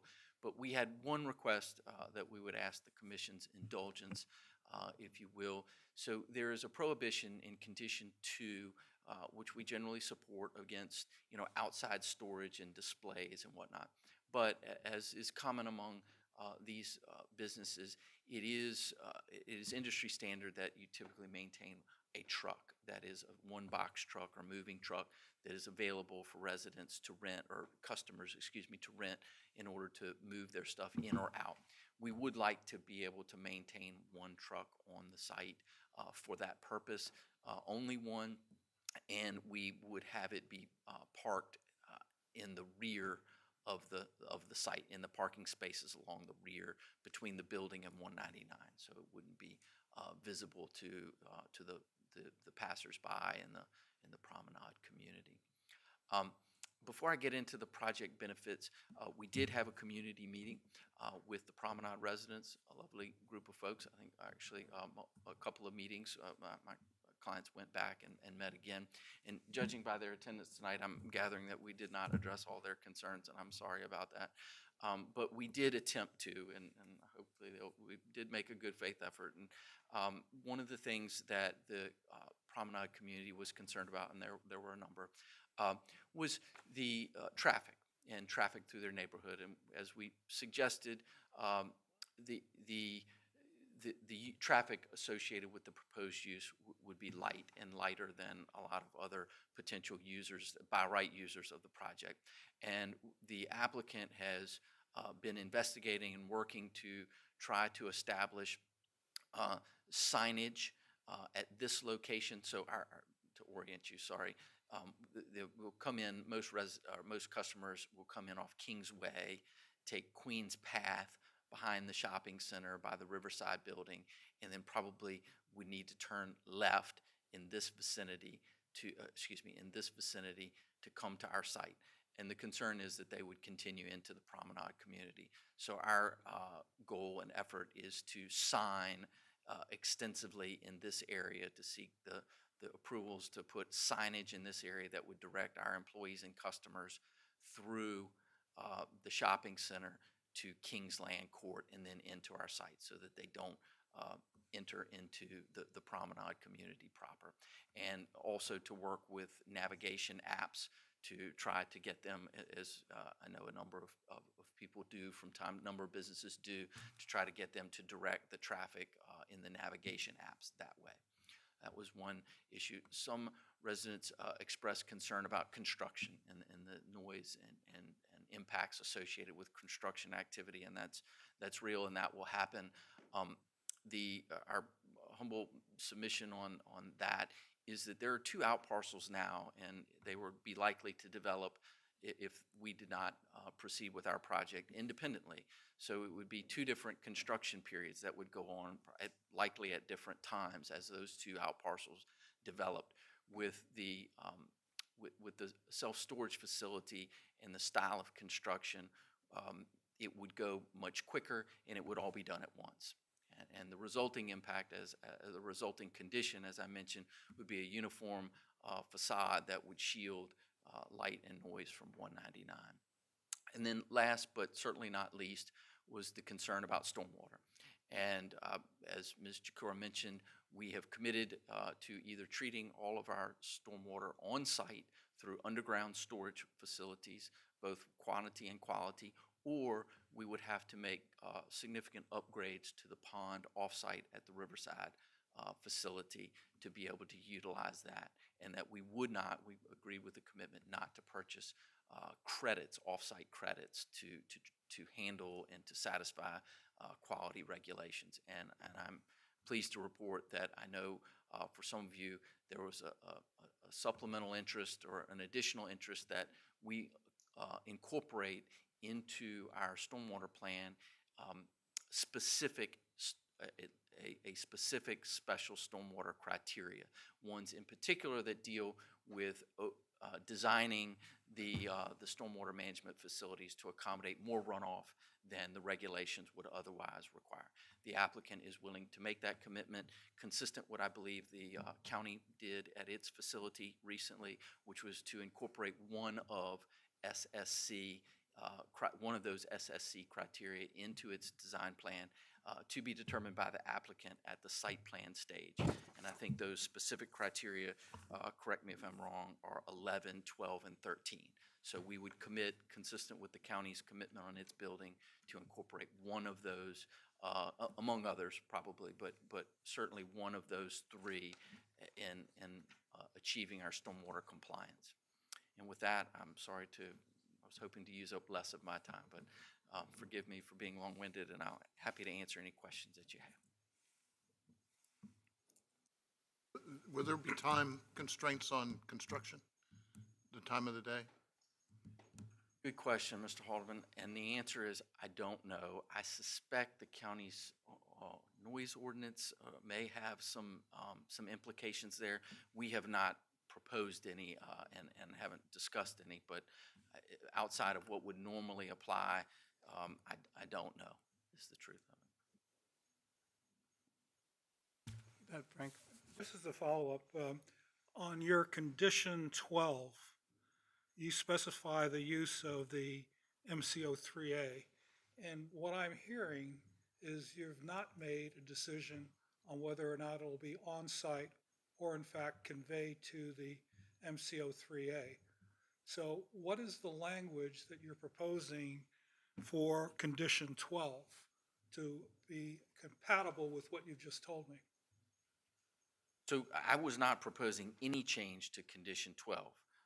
We have made a proffered commitment, which is essentially identical, I believe, to condition 12, and that is that we will treat our stormwater exclusively on-site for water quality and quantity, or we will direct it to the Riverside facility, but that is a facility that's noted to be in need of upgrades. So if we're going to use it, we would need to upgrade it. We proffered specific upgrades that would have to be made in order for us to be able to utilize that facility. I don't mean to be argumentative, Yes, but sir. condition 12 talks about MCO3A. It does not talk about on-site. And you've got an either-or in what you've just told me. And so either condition 12 is going to be an either-or it's going to be what it is. And I'm just trying to understand what is that condition going to be? And then I'll go from there. Allison, it was written by staff. It's not our condition. Hey, It was written it's by your staff. condition when you sign that thing. We didn't sign it. Well, okay, you just offered it to sign. We're imputing I'm it to sorry. you. This is a special use permit condition proposed by staff, which is an indication of if they use the Riverside Pond, then it would have to comply with both water quality and quantity at the time of that work. So I think that is your point. But if they were not using that pond, they would then have to do everything on site. They would have to treat all of the water quality and quantity required by code, Got that. including the SSC on site. Well, I have a follow-on question for Mr. Trent. Let's say use of the BMP to satisfy the requirements. And that's It also says that you'll build that to the current standards. Is that correct? build what to the current The standard? BMP in 12.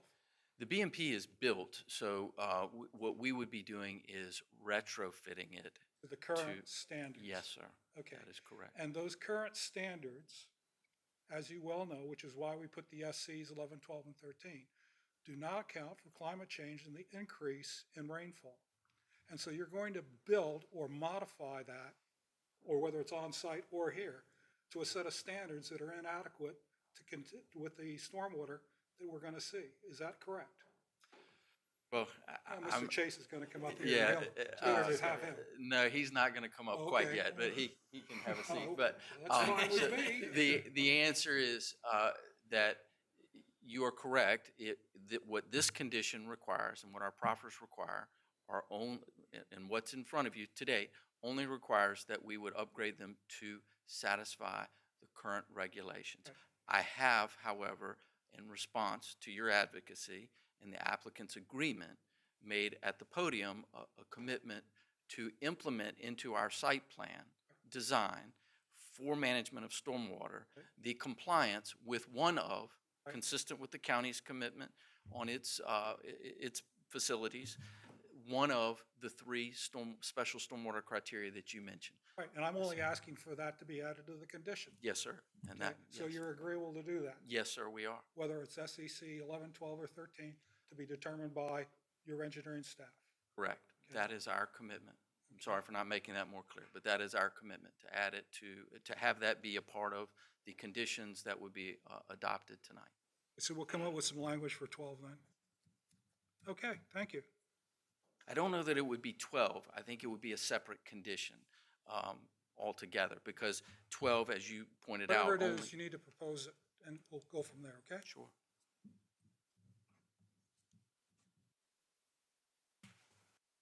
Have that language, or you're going to think about it? Yeah, I think the language is that the applicant at site would incorporate into its stormwater design at the site plan stage one of the following be SSC great. criteria, That would 11, be- 12, that or would be super. 13, at the applicant's discretion. Right. So the last piece is, does that include both the on-site as well as the off-site one? Whatever our stormwater design ultimately Okay. proves to be, it would be generic to our stormwater design. So would be great. we get to, and the reason, I'm not being cheeky, the reason we need to reserve the ability to do it on-site or do it off-site is we don't own the off-site pond, right? So we would have to get a third party to agree to allow us to come in and do work. And I think that's possible, but we just can't give a private party a veto over our project. But for the public on this point, so they're wondering why I'm trying to beat you up on this thing, is Doing a good job of it, I Yeah, will tell you. in 2011. I normally don't tap dance like In this. 2011, we did a Mill Creek watershed master plan. At the time in 2011, 16 years ago, we identified a problem with that BMP and the riser specifically that the staff brought up to you in their comments for that. Since that time, the county just completed in 2025 a $307,000 investment to fix the stream that comes out of that BMP and restore that.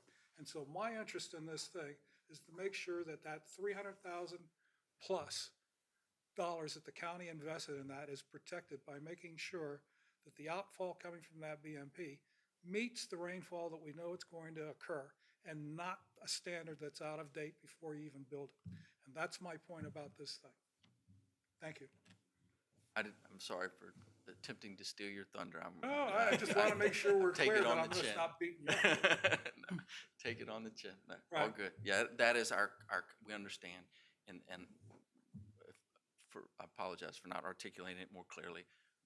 We're prepared to address that. I got it. Excuse me, Jay, or nothing? So, Mr. Trent, I'm not sure if this may bleed over to Mr. Jakura, but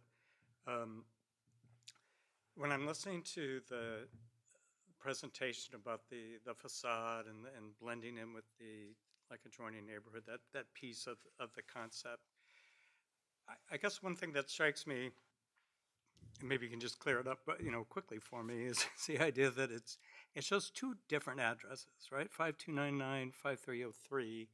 Don't each of those lots have setbacks? Like why?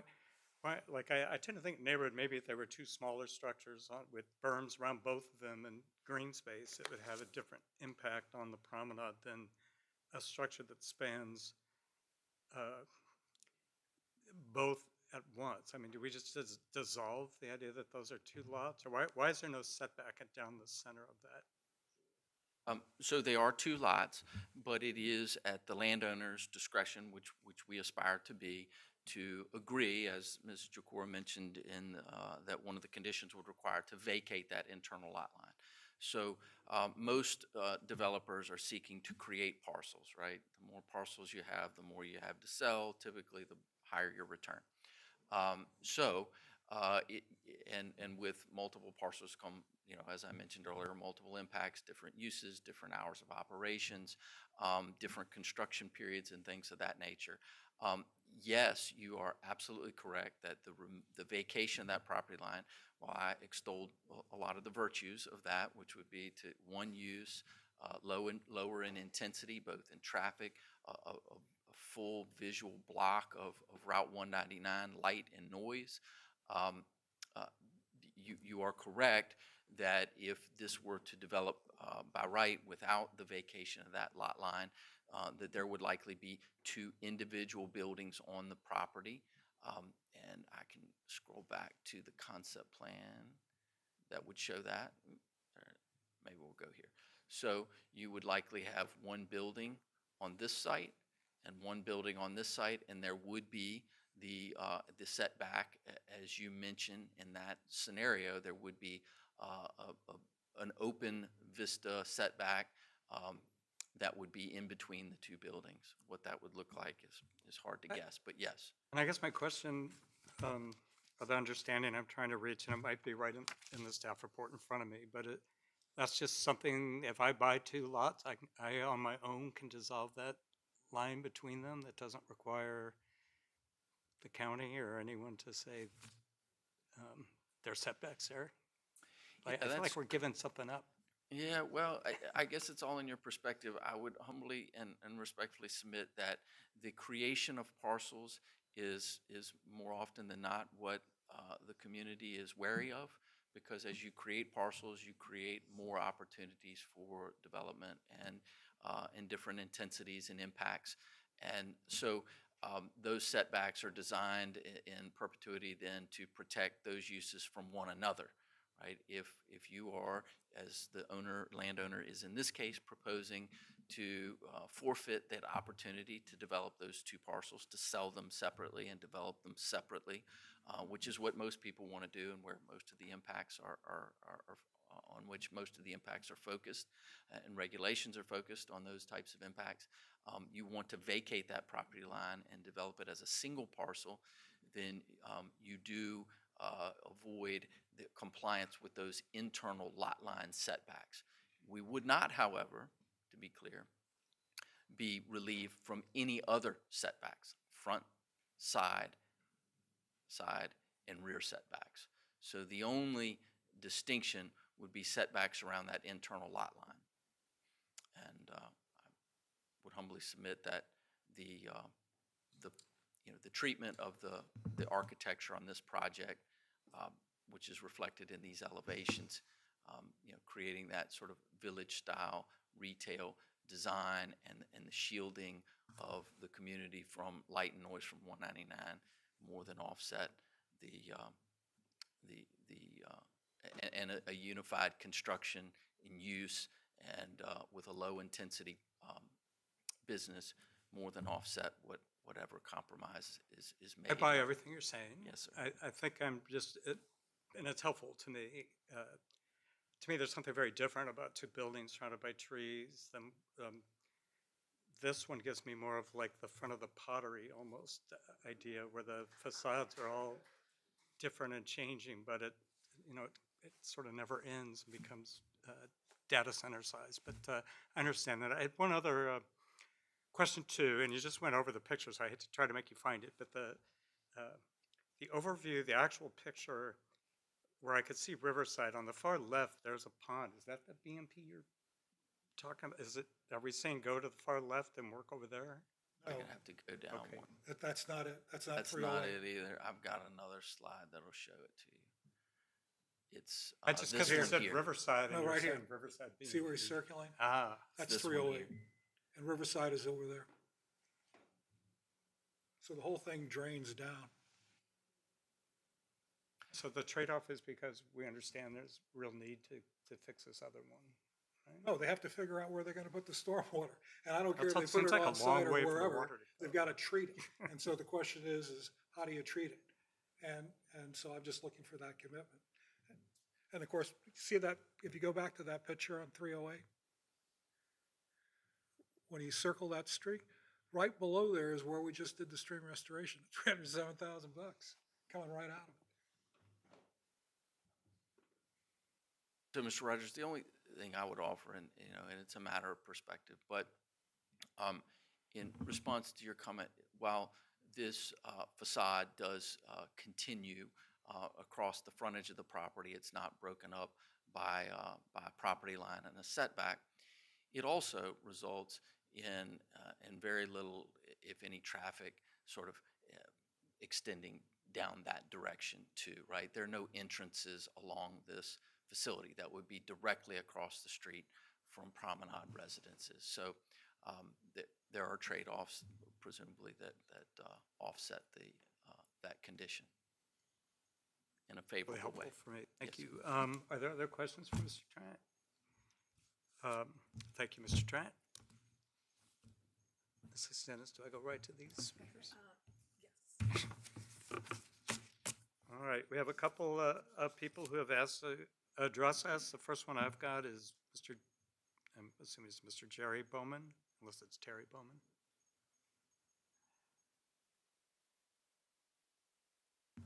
Applicant. Good evening, supervisors. My name is Jerry Bowman, 130 West Plume Street, Norfolk. I'm the manager for University Square Associates. University Square has owned this property probably for 20 plus 25 years. We've tried to market it for commercial purposes, for office buildings, dentists, doctors, etc. We've never gotten an offer on these two parcels over that entire period of time.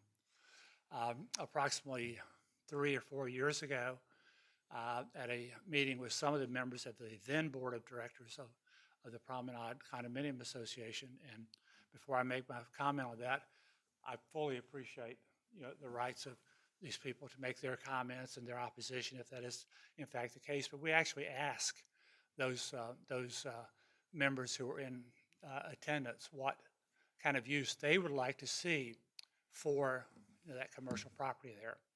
And the answer that came back was a self-storage facility. So for the last 3 years, that's what we've done, is we've tried to market it for self-storage. And we were fortunate to find a very well-qualified developer to do, to contract to do that. So I'm going to ask your support and your votes in support of recommending to the Board of Supervisors the approval of this project. I'd be happy to answer any questions. Questions? Thank you, sir. How about Joe Kraus? If you state your address before you get going. Hi, I'm Joe Kraus. My wife and I were owners of the veterinary hospital next to it, and we're also residents of the Promenade, 1302 Farringdon Way. And ever since 199 went in, there's been a traffic problem in terms of, before then, I actually worked at Little Caesars in the 80s in that shopping center, so I'm well, aware of its long history. But there's been a traffic problem where now everyone has to turn left. And once you turn left to the side of the shopping center between La Fontaine and the shopping center, you've got then 4 lefts to choose from. And the hope is that people driving U-Haul trucks are going to make the correct turn, which is the left all the way down at the end. And unfortunately, even with cars, people who, we're going in all the time, we see that people don't know exactly where to go. It goes from 2 lanes down to 1. People are swerving over. Whenever I go in, I'm giving people lots of range. And I just don't see it setting people up for success. The amateur drivers who are going to be driving U-Haul trucks into this facility, it's not setting them up for success in terms of accidents, nor is it for the residents or anyone else. People are probably going to take the first or second left going through the shopping center. And that's going to create a problem for, like I said, it's not going to be safe for anyone. So I think the other point is that if we say no to this, then what would we say yes to? And I think that the original intent of having medical office space or office space, kind of like with Newtown with living above, which is covered by the mixed use, would be more in line with both the neighborhood and would also benefit the shopping center more in terms of actually bringing in business and customers. In addition, I would actually go one step further and say actually senior apartments there would actually be the biggest benefit to everyone, both the shopping center as well as the people living there, having a walkable, accessible area to restaurants, to the grocery store, to medical, to gyms, and and it was the additional medical. Oh, and of course veterinary care.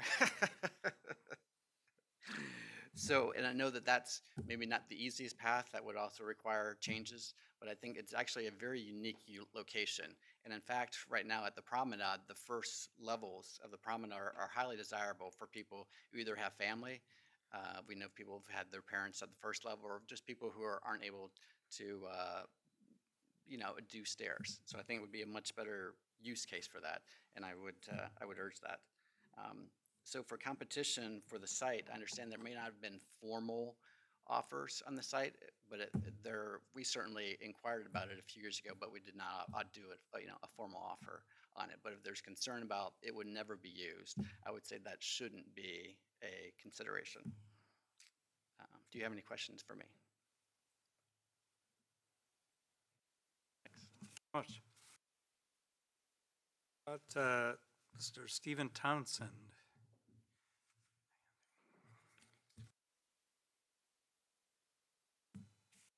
Good evening, Mr. Chairman, members of the Planning Commission.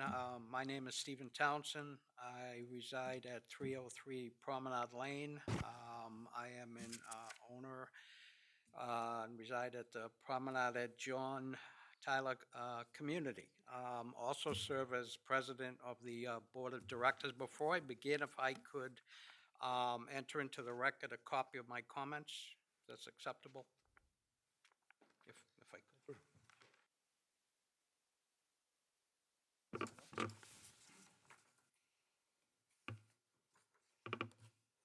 I'm here tonight to strongly oppose the proposed self-storage facility to be located at 5299 and 5303 John Tyler Highway. Our community is in a residential area. We take pride in the quiet, family-oriented character of our neighborhood. Large 51,000 square foot, 2-story warehouse does not belong here. The parcels of land proposed for this warehouse are not designated for that purpose, and therefore is not consistent with the approved master plan. My understanding is if the proffer and master plan were to be amended to add the warehouse designation, to the commercial area. The only potential new use within that area would be warehouse, storage, and distribution centers. The Promenade community would be losing open land to a monstrous warehouse. Our neighborhood is more than just houses and people. We're a close-knit community with shared values, and this plan would not align with our community's character. Promenade residents may not always agree on everything, but one thing we do agree on is opposition to this proposal. I believe this facility will have a significant negative impact on property value, traffic and safety, environmental degradation, as well as significantly increased maintenance costs on our private roads and ultimately for promenade owners. In addition, this plan will provide virtually few job opportunities. Now, I want to mention a few sections from the James City County 2045 Comprehensive Plan for your consideration, and whether this industrial use is generally aligned with our county's long-term vision. My understanding is that the area proposed for this facility was designated level 1, which is noted as small town or suburban. When I read through the following, it appears quite clear this plan is inconsistent with these sections. 1, recommended use and land allocations.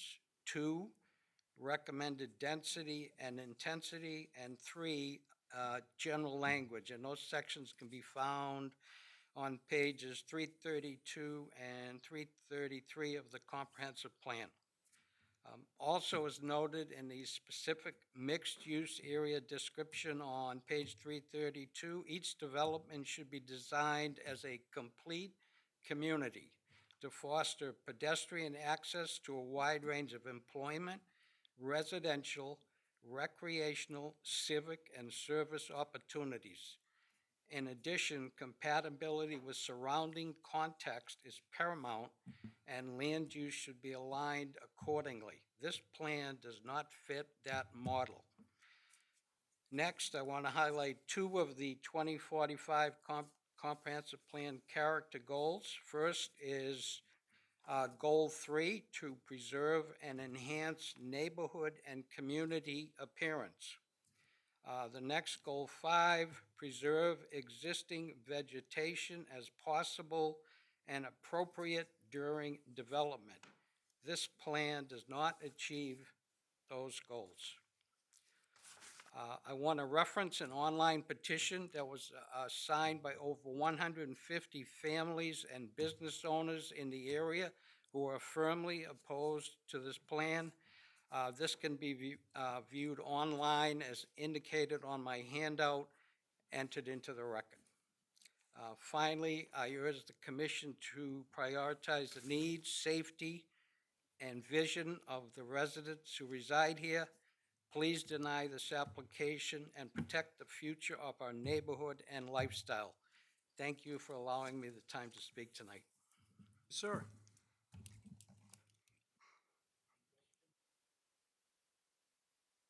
I have David Rickards, if I'm saying that correctly.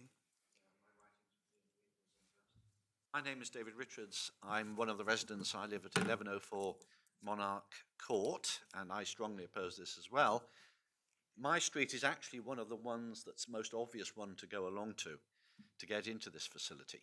Right? In the narrative that the applicants have submitted, they noted that one of the reasons they haven't been able to develop it is because it's a long way from a public right-of-way.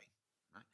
That means inevitably any traffic going to this facility is going to go through our residential streets, or it's going to go through a commercial area, namely Williamsburg Crossing, where there's shops with a lot of pedestrians.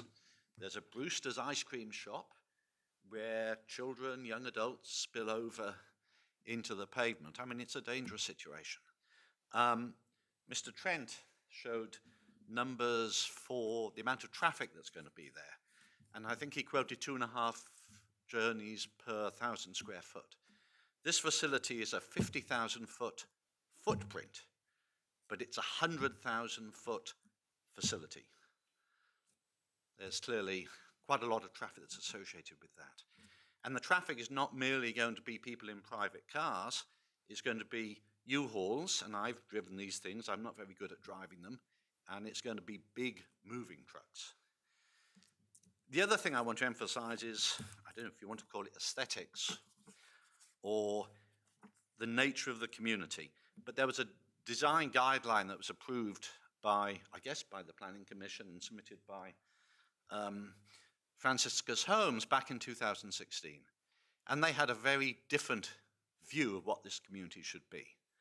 They viewed it as a mixed residential commercial activity. And if I just look at what they said for the commercial area, this project is intended to draw from colonial and Georgian traditions, but used in a contemporary way to evoke a small town feeling with the benefits of contemporary living.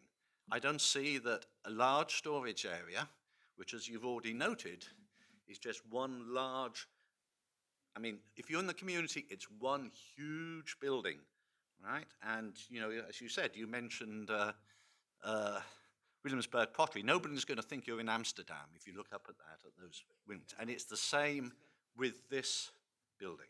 And this original plan that was developed back in 2016 was indeed submitted by Franciscus. If there was a problem in letting it out because it's too far from a public right-of-way, that's due diligence. They should have realized that. But I think inevitably, if this project goes ahead, at least as it appears to me, it looks as if we've bought a little bit of a pig in a poke. We expected a mixed-use community with a residential area and a commercial area, and they were going to be integrated. They were going to be of the same nature. They were going to be one community. And this storage area, to me, seems to violate that completely. So with that, I will finish. Any questions? This is the last speaker. Oh, thank you, sir. Sorry. Yeah, okay. This is the last speaker card I'm holding, but are there other people here tonight who wish to address us? You can. Just before you get going, please clearly state your name and your address. My name is Sharon Baker. I don't live in the Promenade, but I have 3 units, and I represent 3 of my tenants who live there. One of them is on Monarch Court. One of them is on Queen's Path. So 2 of the 3 roads that are private, that an easement has been written into the declaration, and we, the association or the residents, are responsible for maintaining those private roads. But 3 of those roads, to provide access to whatever will be built on that lots, we have to maintain, and we have easements for them. So it's Monarch Court, Queen's Path, and Kingsland Court. So Queen's Path goes all the way down to our clubhouse. So that easement allows people to drive on there, but not on the other road internal. But people could get confused about where they're going. There's already traffic and speed issues in the neighborhood. And so when we're talking about bigger vehicles, trailers and trucks, that's certainly a safety consideration, as well as maintaining those roads. That's an association responsibility, but we're stuck with an easement to whoever buys that property. Thank you. Any questions? No, I think we're good. Thank you so much. Are there any others? All right, seeing none, I will close the public hearing and open it up to discussion by the commissioners. Anyone? I'll go. This was always part of the plan to develop this, and I understand warehouses were not part of the master plan, but it was going to be a commercial office building of some sort, or maybe 2. There was going to be a facade facing the promenade.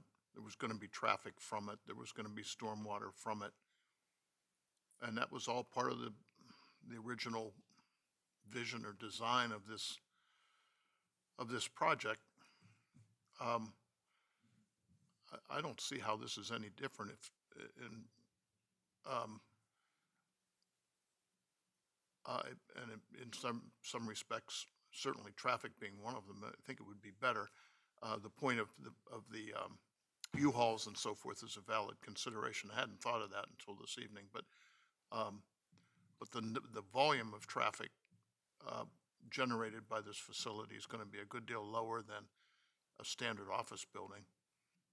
It's not going to look any different than a standard office building, I shouldn't think, based on the elevations I saw. I'm inclined to support it. I'll be interested to hear everybody else's opinion here.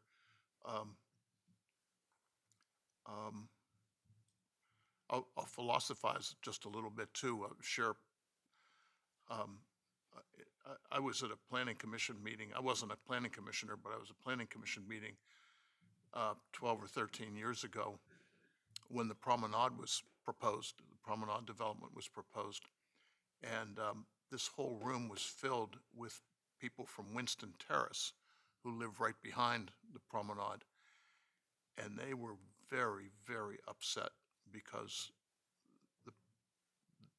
the Promenade was going to, the development of the Promenade was going to come in and cut down all their trees, and the construction noise and the dust and so forth. They were very unhappy, but the Promenade was part of the plan that was developed for the mixed use, and so it was approved despite their objections. So we've come full circle, I guess. But at any rate, that's my 2 cents. Jack, anyone? Okay, or Vince? I share a lot of the same sentiments that Jack just put out there, and I do worry a little bit about this idea that I may have got my streets confused. I was just there over the weekend to look at it. But the idea that, you know, the entrance, if I'm driving to the entrance to the Promenade, and now one of the first things I'll see is self-storage this way, is it changes the feel for me a little bit of what they've got going back there, which is a good thing. But I also, you know, can't ignore the fact that it's bounded by 199. Something commercial is going to go in there. Some of the things by right could present eyesores and light and sound around them, I guess, if they don't block. I don't know if I really picture this building as a sound wall, but I am compelled by the idea that there wouldn't be as much traffic in there. I think another point, though, that's worth at least pausing on was the last one brought up by the spontaneous speaker, which is the idea that if you're paying for these streets, I live in a neighborhood where all the houses are the same age, and they're all about from 1993, and everyone's roof went just one after another up and down the street, and we had like a summer of these basically just long trucks full of nothing but shingles, but it damaged the street, you know, and I don't think the residents should be paying for the heavy trucks if that's the issue that's in there. But honestly, it's to me, it fits the general idea of the business use for that spot, and so I am also inclined to support it. I have an alibi, and it has to do with the first change that they asked to the conditions in terms of allowing a parking truck there. And the alibi is, as I stare at this chart that shows the site plan on it, there's a parking space in the upper left-hand side of it, which I assume is where you're going to park the truck. And if you do park it, we usually, with trucks and vehicles and things of that sort, screen it from the corridor. And so I'm wondering whether or not, with part of that proffer, is that if that's going to be the parking space, we make sure it's landscaped and buffered so that it's not visible. Bring that chart up so we know what we're talking about. Up there, isn't it? Staff would be more than willing to finalize proposed language. If you're signaling your intent to make that condition change, that it would be screened, we can finalize the exact verbiage to be presented to the package for Board of Supervisors, if that's And the amenable. reason I'm saying that, the only place you can park that, from what this design looks like, is where the parking spaces are, and it's the proximity to 199 and the trees and the buffering there. And so instead of having a screening thing, better for a landscaping for it. And if you're agreeable to that language for it, then I'm okay. Barring some objection from the owner, I think we would be happy if we exercise the use of a box truck stored on site, that we would work with staff to amend the conditions So that to it's not screen it with visible from landscape. 199, because usually you put advertising on that vehicle of that sort. Understood. And the only reason, and, you know, I was the author of that idea, so forgive me if it was a poor one. But the only reason to indicate that it would be parked here was so that it wouldn't be visible from the streetscape, from the residential area. You know, we wouldn't park it here so that it would be an eyesore to the residents. So we were trying to put it behind the building, but I got you. There's another audience that I wasn't accounting for, and we'll screen that. Okay, thank you. I'm sorry. I'll make a motion if you want. I think I will.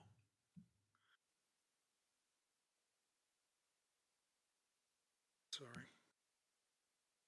I'll make a motion that the Planning Commission recommend approval of Z 26001, MP 26001, SUP 26002, 5299 John Tyler Highway, the Promenade offer, with two changes to the proffer. The first one having to do with screening that parking lot with the van and the verbiage that was proposed along with that.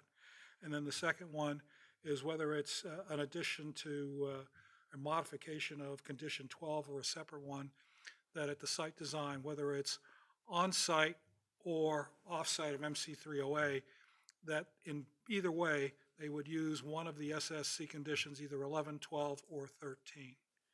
Is that okay, Mr. Jacora? Is that okay with the applicant?